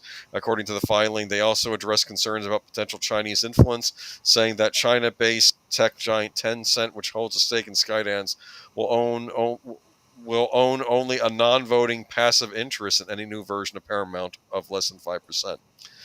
Paramount also owns Comedy Central and its namesake movie studio, among other media entities declined to comment. Okay. Since Skydance announced its intention to merge Paramount in an $8 billion transaction. A year ago, the deal has faced multiple delays, first under outgoing Biden administration, then under Trump. The president accused CBS News marquee firm 6 minutes. Yeah, we know the Kamala Harris thing, but right. So I do want to point out that, unfortunately, because this is a mainstream media outlet, this is NBC, right? There's very clear bias here. So you have to try and read through the bias to get the actual truth behind it. Okay? And so what they're basically getting at is they don't like the fact that Skydance is coming in and saying, you know what? We see which way the wind is blowing. We're going to try and pull back the bias. We're going to try and be even-handed, with things like reporting and whatnot. And NBC sees this as, oh, you're waving the flag of patriotism and you're bowing down to the current administration. It's like, no, we're running a business here. You should try it. Yeah, they need to make some money. Yeah. We will still be here when you go out of business. Just saying. Okay, so I'm hoping Paramount will get it together and put Star Trek on the shelf for a while. Maybe remaster Deep Space Nine, huh? Yeah. So this is what I've been predicting for a while, folks, and I'm not the only one. There's other YouTubers out there speculating this, and this goes back to exactly what I was just talking about with Friday the 13th and with Highlander and all these other things. You've got all these rights tied up. Who owns the rights to different things? And you may want them to continue this storyline or fix that storyline or, remove this from canon or that from canon. Sometimes there is no choice, legally speaking. The rights holders own the rights, and whoever is doing the thing now can't even touch any of that. And if Skydance does not renew a contract with Kurtzman, all that Kurtzman stuff goes away. It does. It's not even a choice. Unless they're willing to pay out big bucks and funnel money back to Kurtzman again. Star Trek Discovery, Strange New Worlds, even your Picard series, even if you liked it, all of it becomes non-canon. And they have to do something else. Whether they change history or jump ahead and pretend none of that happens and never touch it, go back and do prequels that overwrite it. They have no choice if that's what happens. We will see. Well, maybe we'll, get maybe we won't have to worry about apologizing Picard anymore, right? Where he's always apologizing for himself. Or, well, now it's Robot Picard. Picard died. He's a robot now. You're not supposed to remember that. You're supposed to ignore that part. Just ignore that. Just ignore the fact that I don't want to think about it. Let's move on. And it's Android, by the way. Whatever. Carl Urban news. Going off script though, and behind the scenes, technically, what killed Picard was the coof. If you want to get into how season 2 and 3 were filmed and came about, so just right. Saying. So it's funny. I don't typically do the Mortal Kombat movie news. I still have to watch the first movie in this news series, but this trailer made me want to watch the prior there movie. You go. I really like the trailer to this movie. Mortal Kombat 2's first trailer offers a look at Carl Urban as Johnny Cage. So this trailer is wonderful because it starts out, there's like a washed up, he's like an old action star, which isn't getting parts anymore. And, I really loved your movie Citizen Cage. I think they should reboot it though, or remake it or something. And he's like, anyway, too little, too late. It's canon. It's canon in Kurtzman Trek. Jessica Hardo. Kurtzman Trek will be unwritten out. Well, I mean that's like saying the Snyderverse is canon. No, what's canon within the Snyderverse? It is not.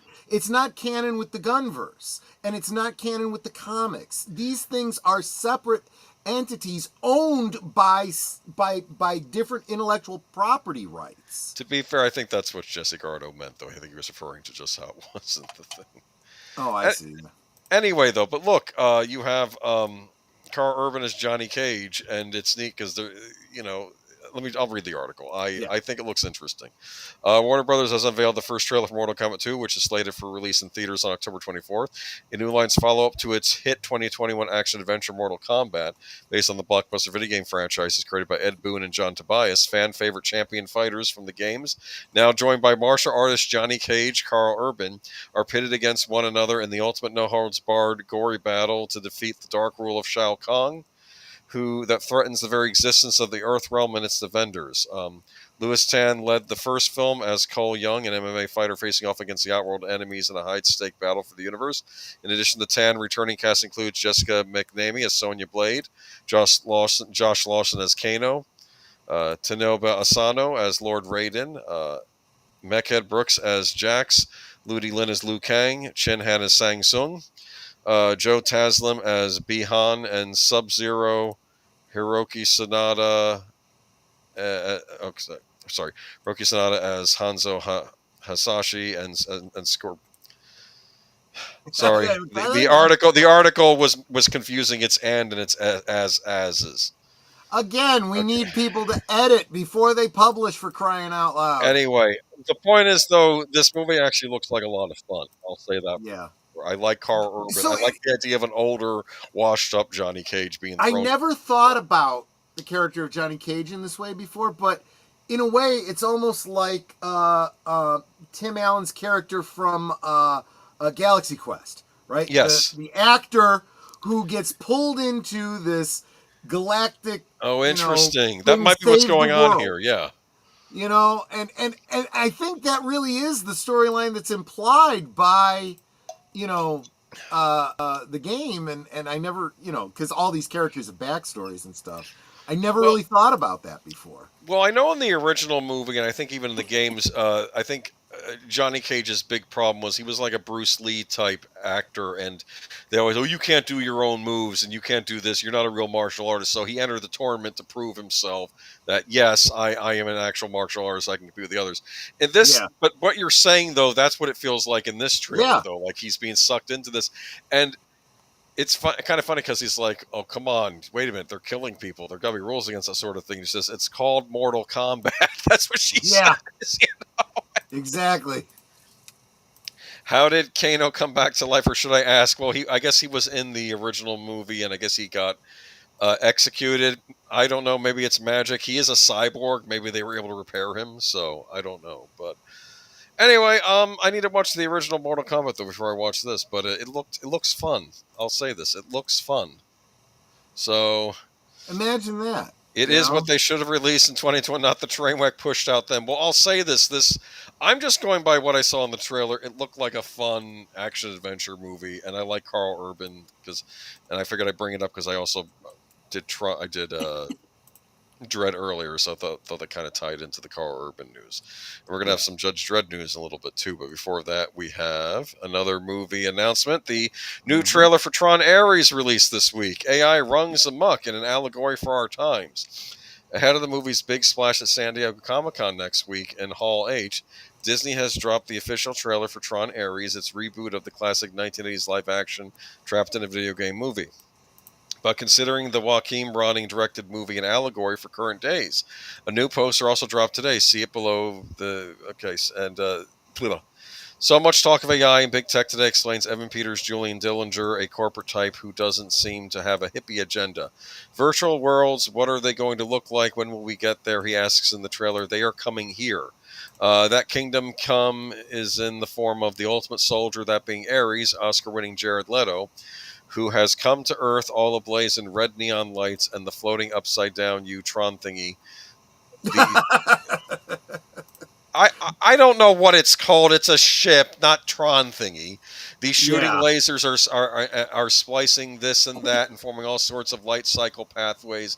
Seriously, it looks like a lot of fun, and we're hoping for the laser light show in Hall H that's shown at Disney's CinemaCon presentation. Along for the ride, living in a spiritual matrix, is Jeff Bridges, Kevin Flynn, the original computer program protagonist who got stuck in the video game in the original Tron. Yeah, I was watching a video on this, and they pointed out that Kevin Flynn in this movie, we don't exactly know what he is, because you can actually see through him. Like, he's almost like an apparition. But we also don't know how much he's going to be in the thing. We might just be seeing one scene, like a cameo. and that could be a hologram. It could be him communicating with someone else, and he is elsewhere. He could be dead and alive in the machine or something. It could be a lot of different, possibilities. So again, trailer didn't look bad. It is Disney though, so I guess I have to temper my expectations, but maybe they don't have to screw up their own thing. Geek Flag Nano says Johnny Cage was really supposed to be a cross between Chuck Norris, Bruce Lee, with the arrogance of a WWE wrestler. That's interesting. Okay, that makes sense to me. All right, it's called a recognizer. Is that right, Kolchak? And welcome, by the way. Maybe that's what it's called. Yeah, it sounds like that's what it should be called. So I'm gonna go with that. Sure. But I don't know. I think the set it looks good, and it's interesting that's taking place in our world at night. Mm-hmm. So it still gives off that grid-like look. Right. But, yeah. He's a digital Force ghost. I guess so. Yeah. Digital Force ghost. He may be absolutely right on that point. Yeah. Please no. Okay. So we got the Night Stalker in Boomer's chat? Yes, we do. Kolchak. Okay, welcome. Yes, Kolchak. That was the Night Stalker. That's right. And no Bruce Boxleitner, that sucks. Yeah, people are not happy about that. I think he's not coming back, he said. He was getting angry that they were taking so long with the sequel to Tron Legacy, and they also canceled Tron Uprising. Yeah. And I kind of don't blame him for that. I dig it. I really do. Welcome, Marc Malnekoff. Hey, Mark. Oh, hey, Mark. Oh, hey, Mark. Yeah, exactly. The lithium mines of Repente. Yep. Taika Waititi is in the news again. Oh God, this guy tackling a Judge Dredd movie. You know what my response was in the chat, right? Mr. I'll destroy your mythology in a minute. He got me angry when he made a comment that he'd never read a Thor comic. He picked up a Thor comic, nope, and he just kind of threw it away. And it's like, you're the guy directing 2 Thor movies, and you wouldn't even read a Thor comic, and you're dismissing it like that. I don't know. The arrogance of these people is just flipping ridiculous. Waititi, the Thor Ragnarok and Jojo Rabbit filmmaker. Oh, well, he's also the Thor Love and Thunder filmmaker, but you don't bring that up, do you?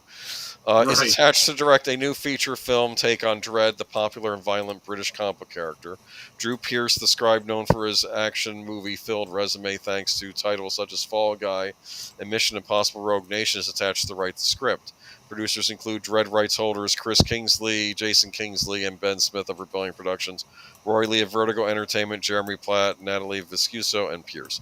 Sources say Pierce and Waititi both grew up with the books and are friends who have been trying to find a project to work on together for years.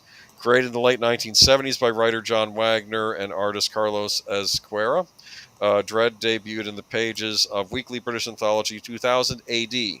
He is a police officer in the bleak future metropolis of Mega City 1, part of the law enforcement corps that empowers officers to be judge, jury, and executioner. The character and his stories were a satire on the judicial system taken to the extreme. Dredd proved hugely popular, engendering several more comics and comic strips, video and board games, books, and even postage stamps in the United Kingdom. It is said that over 100 million comics and graphic novels have been sold. Very popular British comic book. The character was given the glossy Hollywood treatment in 1995 with a big budget adaptation starring Sylvester Stallone. It was poorly received. More warmly was the reception of Dredd, a 2012 adaptation that starred Carl Urban with a script by Alex Garland, the writer behind 28 Days Later, who also wrote and directed Civil War. The log line is being kept under the visor, but the pitch is said to take inspiration more from the comics than the previous screen iterations, leaning into the world building and dark humor. It is also meant to be a fun sci-fi blockbuster that speaks to this moment in culture. The desire is to see a movie to launch a Dredd universe that could be explored with additional movies and shows across various platforms. Stop! Just make a single good movie. Yeah, and everything can be an expanded universe. Stop it. Jesse Guajardo made exactly that point. He said, "Age of Boomer, this guy is responsible for making bad movies." Look, you don't know what the movie's going to be like, but you can look at a filmmaker's past resume and say, you know what? I haven't liked any movie he's done, So screw him. I don't want to see this. Look, my response was no, no, no, no, Right. no. That was what I said in the chat. I was not happy when I heard this news. Anyone, but why him? He had done the Apple version of that. They made a Time Bennett TV show on Apple TV Plus, which I'm sure you and nobody else watched. But of course, who's going to play the Supreme Being in a Time Bennett TV show directed by Taika Waititi? Who do you think played the Supreme Being? He did. Of course he did. To be funny. Okay. Yeah. Moving on. I didn't even know this thing existed, and I knew where you were going with that. No, well, forget it. It's on Apple, so nobody watched it. But right, exactly. Speaking of shows I hope people are watching, but again, it's still stuck on a streaming service. Tulsa King spinoff, Nola King starring Samuel L. Jackson, ordered 2 series at Paramount. Those 2 names have studio heads and executives sitting up this week as one of the hottest packages of the year. It's the Hollywood marketplace. Mm.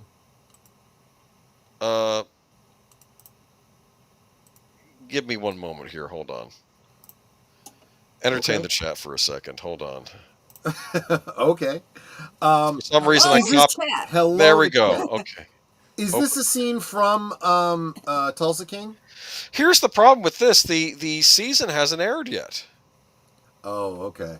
That he's going to be on, because he was not on the prior season. Okay, let me read the article now. Sorry, I posted notes from the Dredd article again in there. I had like the first part of the Tulsa King, and then everything else was Dredd again. Okay, Variety originally reported on the series in June, with Jackson set to first appear in the upcoming 3rd season of Tulsa King before moving over to his own series. That's kind of a spoiler, which means he'll survive season 3 of Tulsa King. He's going to get his own season. True.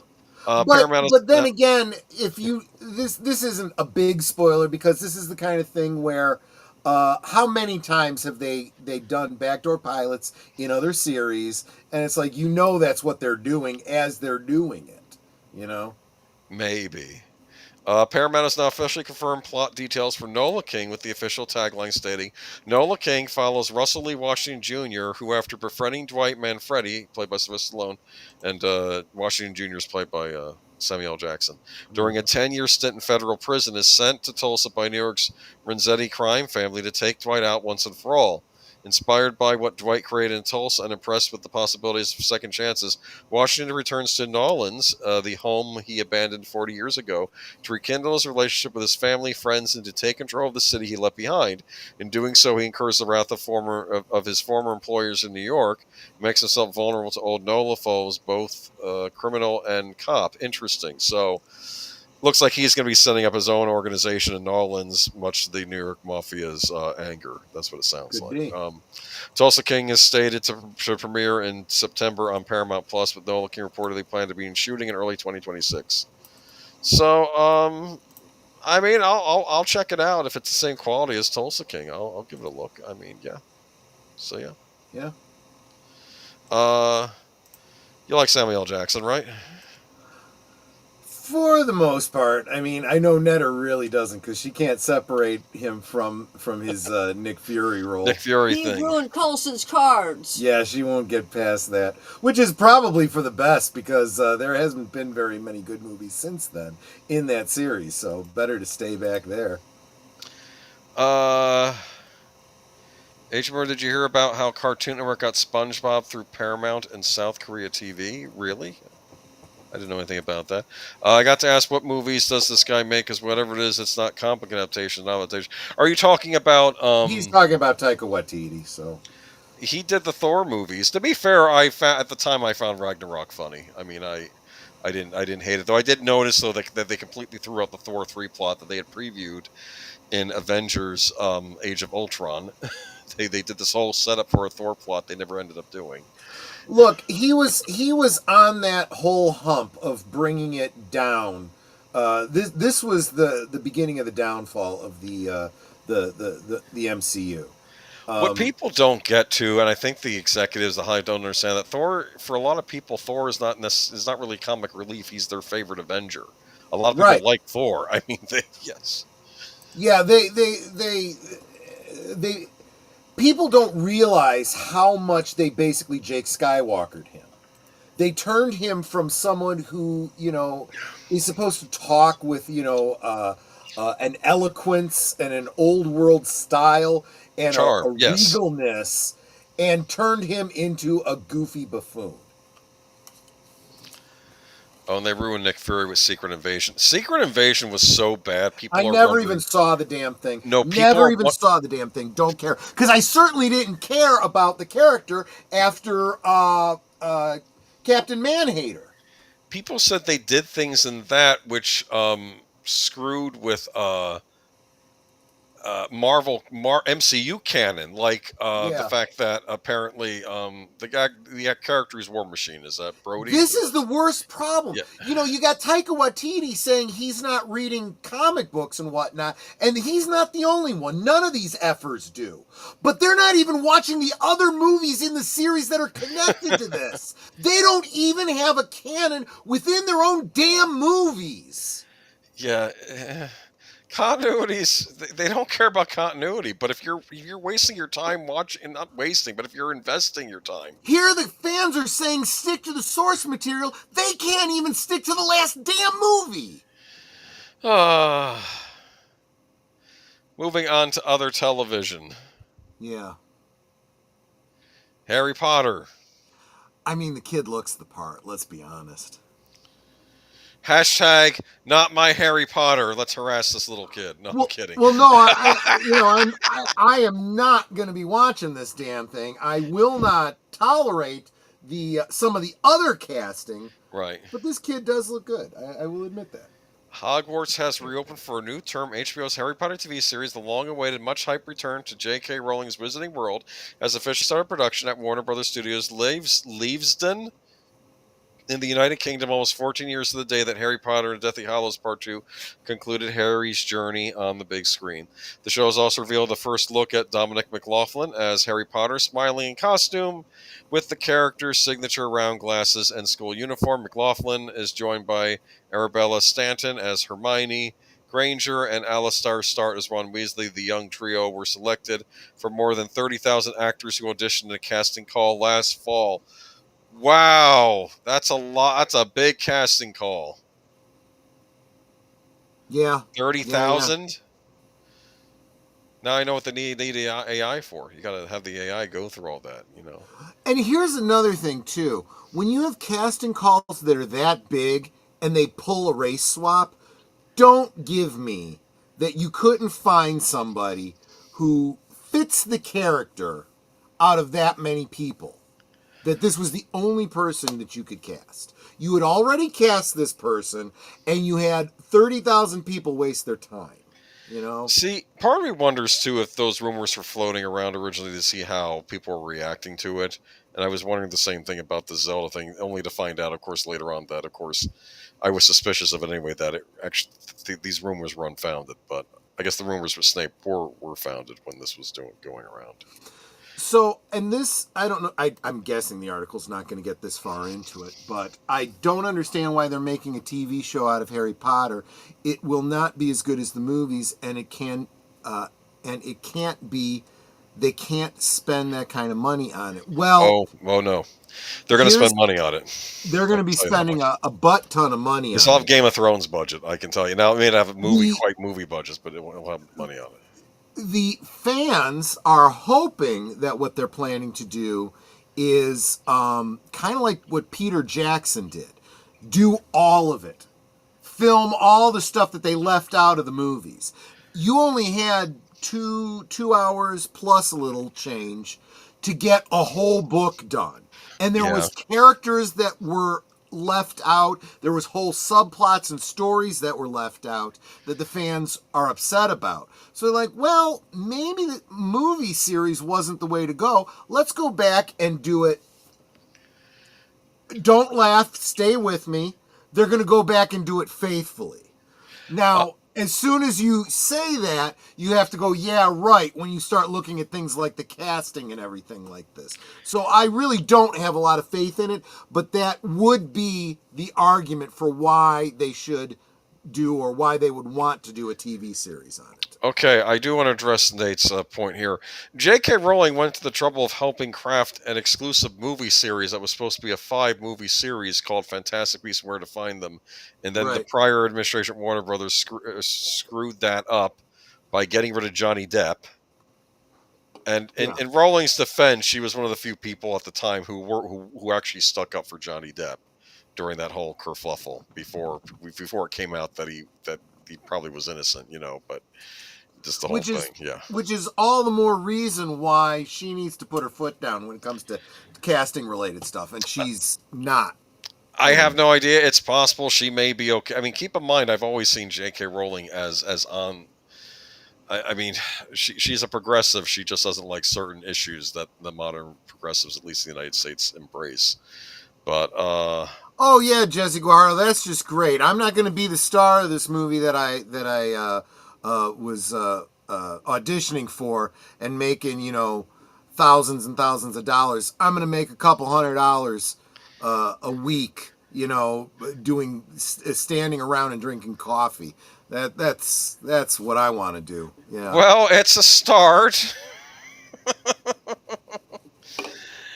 At least they're not using. Well, no, it's fine. It's fine. It's fine if the person that gets the role is like, yeah, okay, he was right for the role. But when you're sitting there going, I was never even considered because of the color of my skin, that's a different thing. It's kind of interesting though that people are making a point that there are certain characters in the book where skin color is not even really mentioned. Like they argued, you could probably cast a variety of women as Hermione.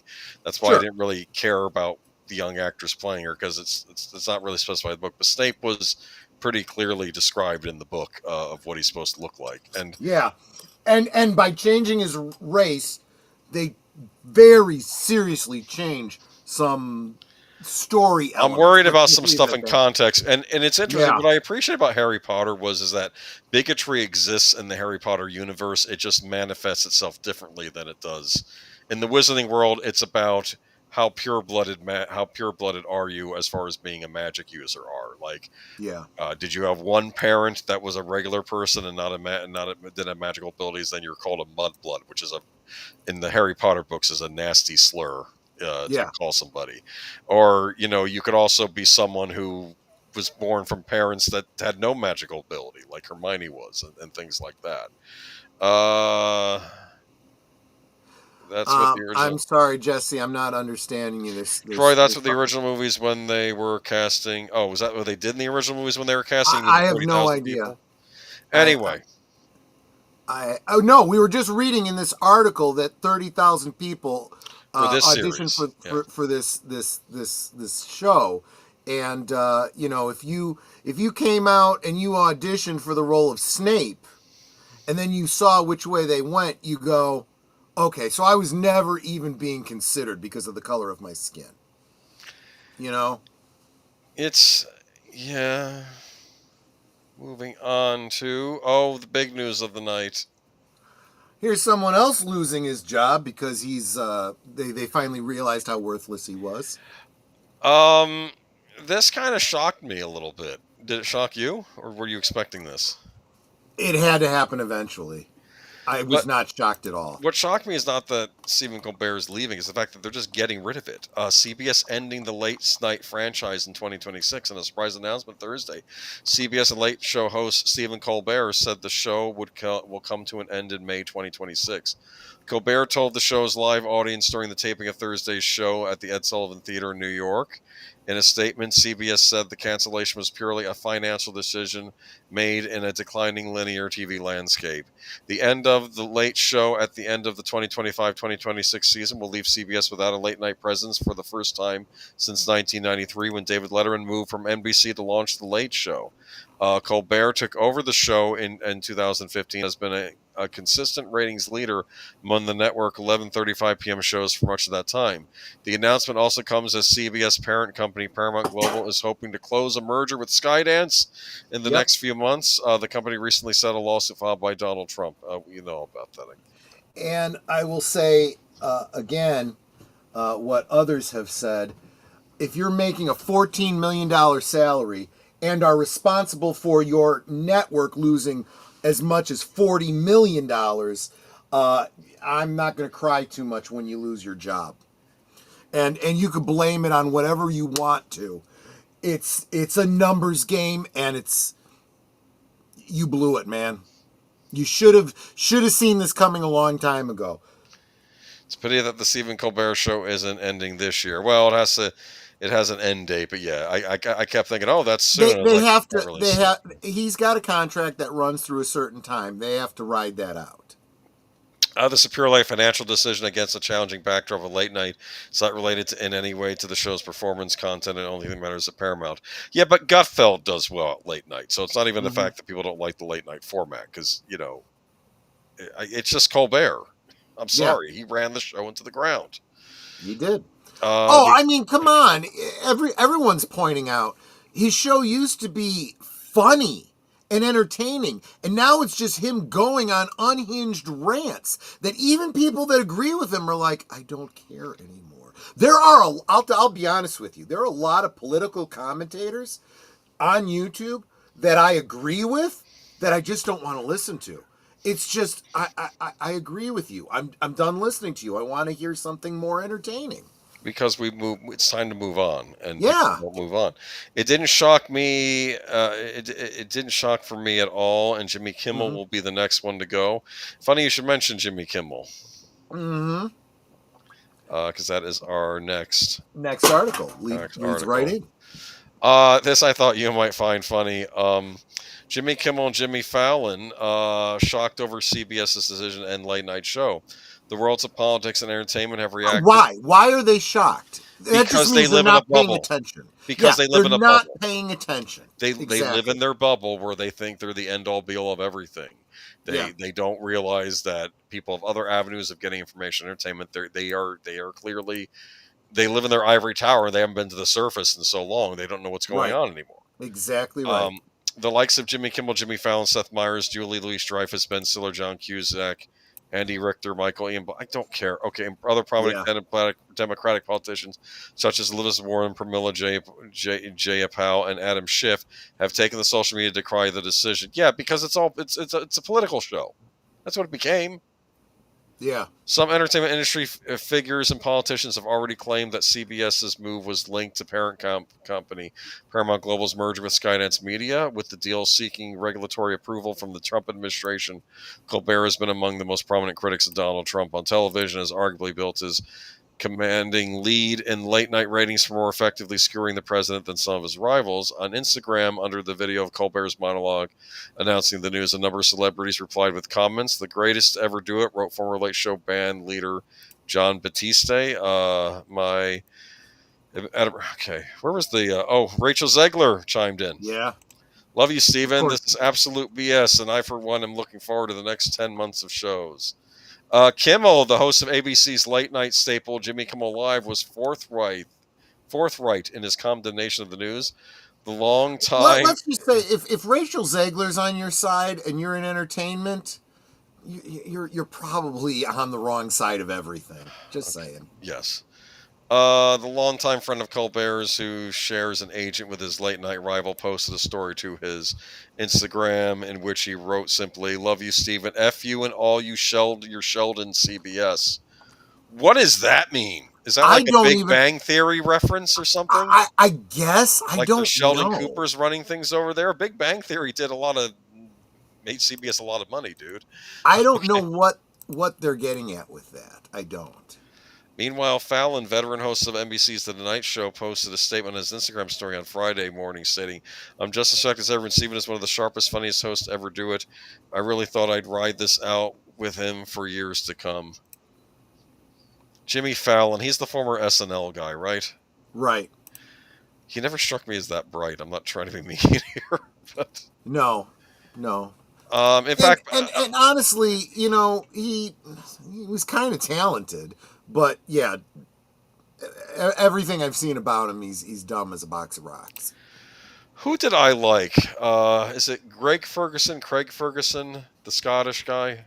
Oh yeah, Craig Ferguson. He's good. Yeah, he's all right. He's like the only host now I think is any good because he was always funny. Yeah. Is he still on air or is he gone now? I have no idea. Okay. I don't watch TV anymore. So but I liked him. I thought he was all right. Yeah, but yeah. Some of these Seth Meyers, Colbert's fellow late night host on NBC's Late Night, posted a lighter tribute on his Instagram story. Is also Friday writing, "For as great a comedian host as he is, Stephen Colbert is an even better person." Okay. Bill O'Reilly called him an SOB at one of his shows. I remember that. That's funny. He's not. He doesn't like Colbert. He was because O'Reilly will actually he'll defend Jon Stewart. Says, look, Jon Stewart will have me on and be fine, and we disagree politically, but we're not. He's not nasty, but he thinks Colbert is an SOB. All right, so yeah, but I don't know. I think that's a very stupid thing for Kimmel to have said, though. He just insulted the entire network, right? Well, not only that, a lot of people have been coming out and commenting on this, saying that's not real bright, insulting the company that is probably going to end up firing you for it. Just saying. Especially after you've seen it happen to someone else. What do you think's going to happen to you, genius?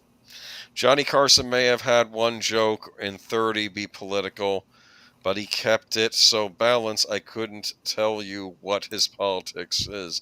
I can, so these guys... Yeah, a good comedian is going to make any joke that he can, and if it's going to be political, he's going to roast everybody because he wants as much material as he can possibly get. Colbert tried to stick his nose into the election here in South Carolina in 2016. That's interesting, deleted scenes. Adam Carolla was the brains of the operation. Oh, on the Man Show, yes, definitely. He lifted Kimmel up. Let's be honest here. That was all Carolla on that show. Gutfeld is more humorously serious. Gutfeld's doing fine in the ratings. He's been beating Colbert for a while now. Mm-hmm. But yeah, I'm just done with. I'm done with the late night hosts. Please go away. And they really are in a bubble. They don't get it. The audience has moved on. Yep. Very, very true. It's funny. I almost saw doing Johnny Carson for good old days, but I realized we did a late night thing a while back. I think, didn't we? Because I was for when I was excited about Late Night with the Devil. All right. Moving on. Directors of Billy Joel and So It Goes give update on singer, talk new documentary. I hadn't heard about Billy Joel in a while. Had you? No, I hadn't, but now, based on this article, I guess he's been having some health issues. Yeah, the directors of Billy Joel and So It Goes recently opened up about the making of the new HBO documentary, provided an update on legendary singer's health. Billy Joel, who has been diagnosed with normal pressure hydrocephalus, a brain disorder that affects his vision, hearing, and balance, is currently undergoing physical therapy to regain his health and return to performing. He's doing physical therapy, he's healing, he's working on getting better, said Susan Lacey, the documentary's director, during an interview with which aired on Wednesday. This update follows the cancellation of several Joe's shows due to his diagnosis, leaving fans concerned for his health and future performances. The documentary offers a rare and intimate look into Joel's life, exploring both the highs and lows of his personal and professional journey. Mm-hmm. From childhood struggles to iconic songs that have defined his career. Mm-hmm. Let's see. You get to find out the documentary uncovers stories behind some of Joel's most beloved songs, from Haunting River of Dreams, which he said came to him in a dream, to New York State of Mind. I love that song, actually. Which he wrote after a bus ride to his new home in upstate New York. The documentary explores how Joel's personal experience shaped his music that touched millions of people. He's a savant, and music saved his life, Lacey explained. I want to watch this documentary. Yeah, me too. It's funny, it goes on to say, Uptown Girl, it could have been a Mozart piece. Here I am dating a supermodel me. I'm from Hicksville. Joe jokes in the film's trailer, recalling his life with Brinkley and their time together. Oh, Christy Brinkley. Yeah. Exactly. He was married to Christy Brinkley. Okay, they have a daughter together. So, yeah. I don't know. I haven't heard the name Billy Joel in a while, but he was big in the 80s. I remember. Yeah. Yeah, so I hope he heals, and I hope he gets back to touring. That'd be cool. Absolutely. Well, even if he doesn't get back to touring, it'd be great if he started publishing again, even if it means someone else is picking up and doing his music. He's incredibly talented songwriter. Troy, about this Billy Joel new documentary, I didn't know too much about it that was coming out on HBO. HBO can do some good stuff, actually, with their documentaries. And HBO, I'll say this, they're pretty good about releasing their stuff on physical media, so they have that going too. Billy Joel came out with a great video some months back. Okay, great. I'll look for it. Yeah. And I think our final story of the night, our David Lynch story of the week. Yep, this kind of ties in. This kind of ties into live from Sparkwood in 21 on Deleted Scenes and Affiliates every Tuesday at 7:30 Central, 8:30 Eastern. I like that scene with Jeremy Irons and talking to the guy who's supposed to be laying out the cable or something. It just Right. because I know that was based on that had one based on an actual conversation Lynch had I'm almost on certain, set. yes. Although David Lynch's name almost always gets brought up first in conversations about his classic cult TV show Twin Peaks, it's worth remembering that the series was always a collaboration between Lynch and a lot of people, most notably his co-creator and co-writer Mark Frost. Frost, who co-wrote every episode of Twin Peaks: The Return and was responsible for what's technically been the final word on Twin Peaks world building 2017 novel, The Final Dossier. Mm-hmm. Oh, which I know you're very familiar with. Oh, yeah. Owned the rights to these series along with Lynch, who died in January 2025. So there was always a potential universe where Frost could try to keep the show going, building on ideas he'd banded about with Lynch for a potential fourth season. He said in the past that he and Lynch had a little bit of a recipe forming for possible continuation. But said universe is not this universe, as Frost now basically confirmed that Twin Peaks died with David Lynch. He talked a bit where the fourth season he talked a little bit about where a fourth season might go. Frost revealed in a conversation with Empire Magazine this month. But with David having left us, it's hard to imagine doing anything beyond this. It certainly feels like it's closed the circle. And Frost went on to talk about some of the initial disagreements the duo had about what will now almost certainly be the final moments of Twin Peaks. From the return's deliberately dark and confusing finale, initially David and I were of two minds about how to end the return. Frost said in the interview, specifying that the two disagreed about what should happen after the audience moment when Kyle MacLachlan's Dale Cooper goes back in time. Spoiler, to try to prevent Laura Palmer's series inciting death. Yeah, but a spoiler for a show that's what? Plus, you should have been watching along with us on Deleted Scene channel. Coming up on a decade old at this point. I felt Cooper going back and rescuing Laura, then having the mystery of her death disappear might be an extraordinary way to bring us back to ground zero. But David said he has to pay a price for what he's tried to do, hence the more overtly horrific vibe of the fun. I'm in agreement. Yeah, I think Lynch was correct here, with Cooper apparently stuck. We may revisit all of that again, especially since for Deleted it was his first time watching it, and I would say that it might be worth revisiting all of it again. I think there's enough call to do that, but kind of bearing the lead, I do believe that what's her name? Paige, the character that Cheryl Lee plays, the not Laura that is in the alternate universe or whatever that Cooper finds himself in, has no memory of her previous life, and at that moment that she screams at the very end, she is receiving all the memories of Laura and all the trauma and everything she's gone through all at once. And when you think about it that way, that's just horrific. Curtis Selby says, suddenly I feel very old. Is that because we're saying how old Twin Peaks: The Return is now? Yeah. Here's what's going on, Curtis Selby. One of the reasons why we feel old is because there's nothing, because a lot of the new stuff is not as engaging as the old stuff. And I think true. That's sort of what keeps us And that's why we have young. To keep revisiting it, yeah. Well, there's that line in Star Trek 2 at the end where he says, I feel young. Remember at the end when he says that? I mean... Yeah. I love the past. When I was growing up, I wasn't always obsessed with the past. I was obsessed with the present.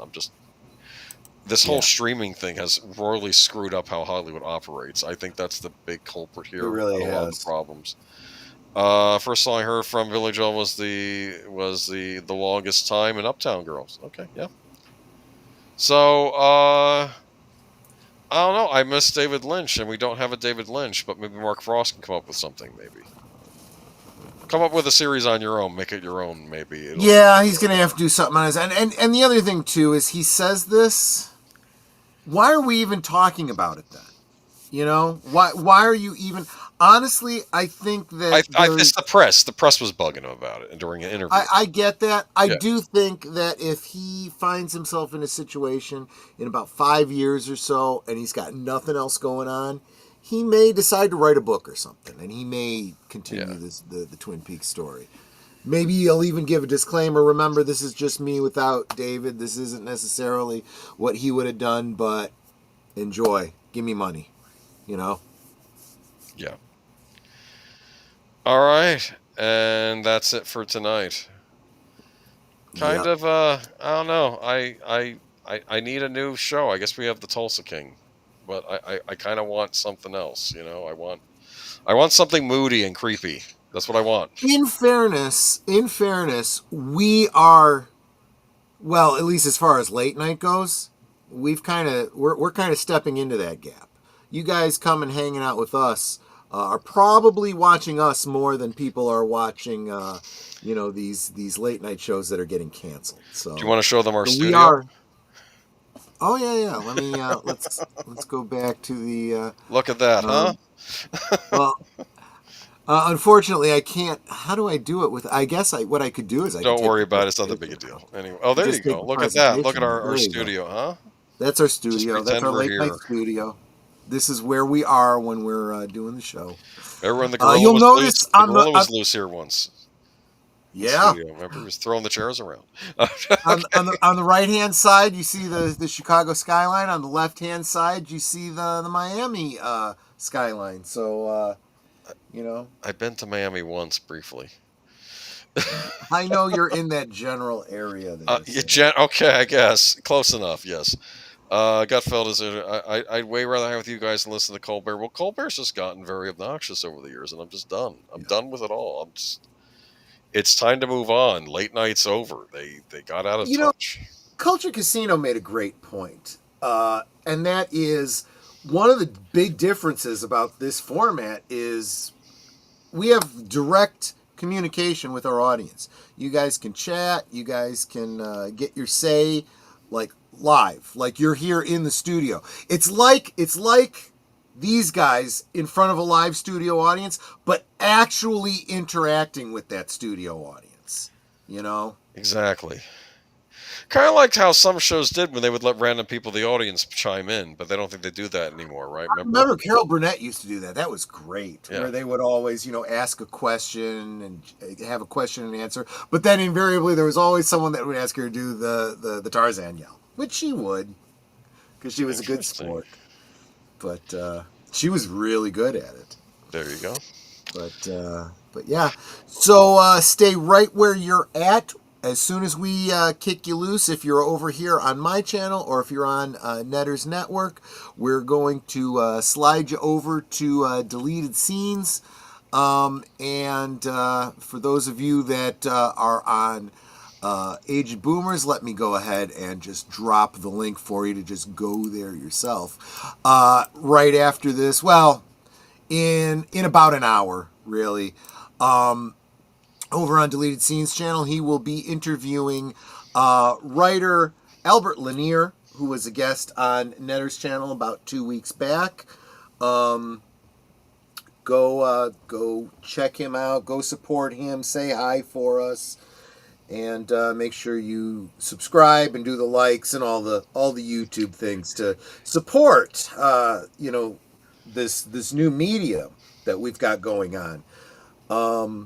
Now, tomorrow night, those of you that are members of my channel, the members have requested that we watch Sunset Boulevard, which I think is actually a brilliant choice because we were talking about Sunset Boulevard last week during our watch party of Inland Empire, or at least the first half of it, on Live from Sparkwood 21.